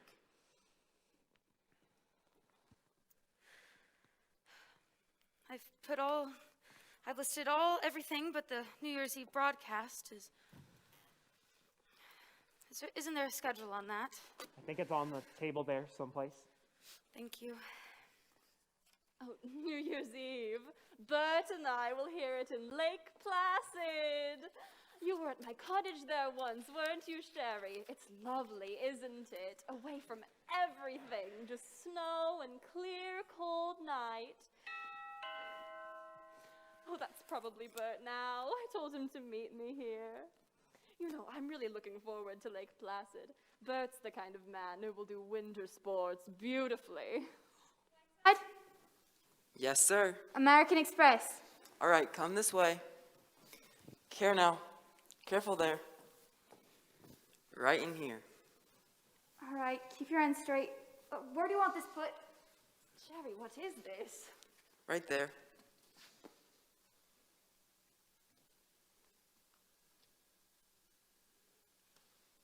It's for you, Mr. Whiteside. Dear me, if there was one thing I needed right now, it was an Egyptian mummy. Merry Christmas from the Khedive of Egypt. What'd you send him? Grant's tomb? 5 minutes, Mr. Whiteside.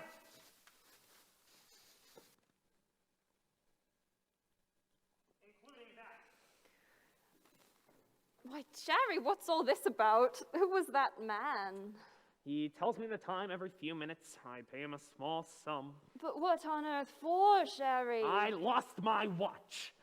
Oh, excuse me, Mr. Whiteside. I see you're busy. Good God. Pardon me. I'll wait in here. I've written a new chapter on the left kidney. Sherry, was that the plumber again? Oh dear, I wonder where Bert is. Darling, you're not very Christmassy. You're usually bubbling over on Christmas morning. Who sent this to you, Sherry? The Khedive of Egypt? I think it's rather beautiful. I must go to Egypt someday. I really must. I know I'd love it. The first time I went to Pompeii, I cried all night. All those people, all those lives, where are they now? Sherry, don't you ever think about that? I do. Here was a woman like myself, a woman who once lived and loved, filled with the same passions, fears, jealousies, hates. And what remains of any of it now? Just this and nothing more. A span of 4,000 years and a mere atom in the eternity of time. And here am I, a woman living out her life. I want to cry. Oh, I mustn't talk this way. It's Christmas. It's Christmas. Lorraine, dear, have you ever played St. Joan? No, I haven't. What makes you ask that? There was something about the expression on your face as you stood in that case. There was an absolute halo about you. Why, Sherry, how sweet. It transcended any mortal expression I've ever seen. Step into it again, dear. Sherry, you're joshing me, aren't you? My dear, I don't make light of these things. There's an absolute beauty about you. Pure Da Vinci. Please do it again, Lorraine. Well, I'm not sure exactly what it was that I did, but I feel too silly, Sherry. My dear, at that very moment you approached the epitome of your career, and you should not be ashamed of it. You asked me a little while ago what I wanted for a Christmas present. All that I want, my dear, is the memory of you in that mummy case. Wait, Sherry, I'm all choked up. Dust thou art, and dust to dust. Eureka! There's service for you. Will she be all right in there? Sure, she can breathe easy. We'll let her out on the airplane. Say, how are we gonna get this thing out of here? What do we do next? One step at a time, that's the next step. Think fast, Captain. Think fast.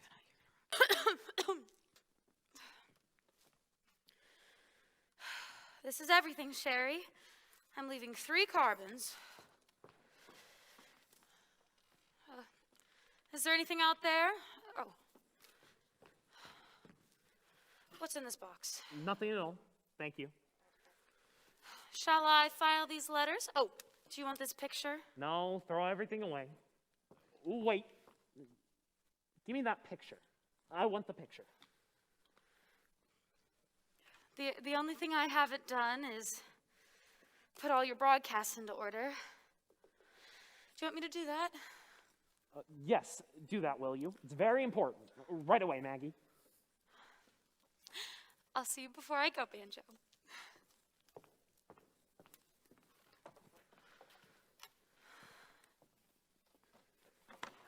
I've got it. What? I knew I'd seen this face before. Now I know how to get this out of here. What face? How? The time is up, Mr. Whiteside. 15 minutes. Ah, yes, Mr. Stanley. 15 minutes. But just one small favor before you go. I would like you to summon that officer to help this young man down to the airport with this mummy case. Would you be good enough to do that, Mr. Stanley? I will do nothing of the kind. Oh, I think you will, Mr. Stanley. Or shall I inform my radio audience on my next broadcast that your sister, Harriet Stanley, is none other than your sister, Harriet Sedley, who murdered her mother and father with an axe 25 years ago? Oh, come, Mr. Stanley. It's a very small favor. Or would you rather have the good folk of Massalia repeating at your very doorstep that once popular little jingle? Harriet Sedley took an axe and gave her mother 40 whacks. And when the job was nice and done, she gave her father 41. Remember, Mr. Stanley, I too am giving up something. It would make a terrific broadcast. Well, Mr. Whiteside, you are the most poisonous person I have ever met. You're a little late in finding that out. Whiteside, you're a great man. Come on in, officer. Mr. Stanley would like to help this gentleman with this mummy case down to the airport. He's sending it to a friend in Nova Scotia. Collect. That's right, isn't it, Mr. Stanley? Yes. Yes. Thank you, officer, and handle it carefully. Banjo, my love, you're wonderful, and I may write a book about you. Don't bother. I can't read. Goodbye, Maggie. Love conquers all. Careful with that case, boys. It contains an antique. Sherry, was that? It was indeed. Oh, a little Christmas gift for you. Sherry! Sherry, old reprobate. Just send me a necktie sometime. My hat and coat, Maggie. I'm leaving for New York. You're leaving? Don't argue, rat girl. Do as you're told. Yes, Mr. Whiteside. Mr. Whiteside, I wanted to apologize. Say. Don't give it a thought, Bert. Miss Lorraine Sheldon is off on a world cruise. I'm sending your play to Catherine Cornell. Miss Cutler will explain everything. Maggie! Thank you, Maggie, dear. Mr. Whiteside, are you very busy? Ah, yes, Doctor, yes, very busy. But if you ever come to New York, try and find me. Goodbye, my lamb. I love you very much. Sherry, you're wonderful. Goodbye, Jefferson. You'll never know the trouble you caused. Goodbye, Mr. Whiteside. Goodbye, Mr. Stanley. I would like to hear in the near future that your daughter has married her young man and that your son has been permitted to follow his own bent. Or else. Merry Christmas, everybody. Maggie, for Pete's sake, what is all of this? Where is he going? I didn't know he could walk even. It's all right, Bert. You're too young to know. Just don't ask questions. Ernest, Richard's being very difficult. You'll have to talk to him. Ow! Bert, doctor! Something's happened. What was that? What's wrong? Has something happened? What is it? Oh dear, Miss Preen! I want Miss Preen back! Oh, Sherry! Sherry, my poor sweet Sherry! What's the matter? What is it? Oh, dear. Bring that chair right over. Okay. Bring that chair. Mother? Mother! It's all right, Mr. Whiteside. Just relax.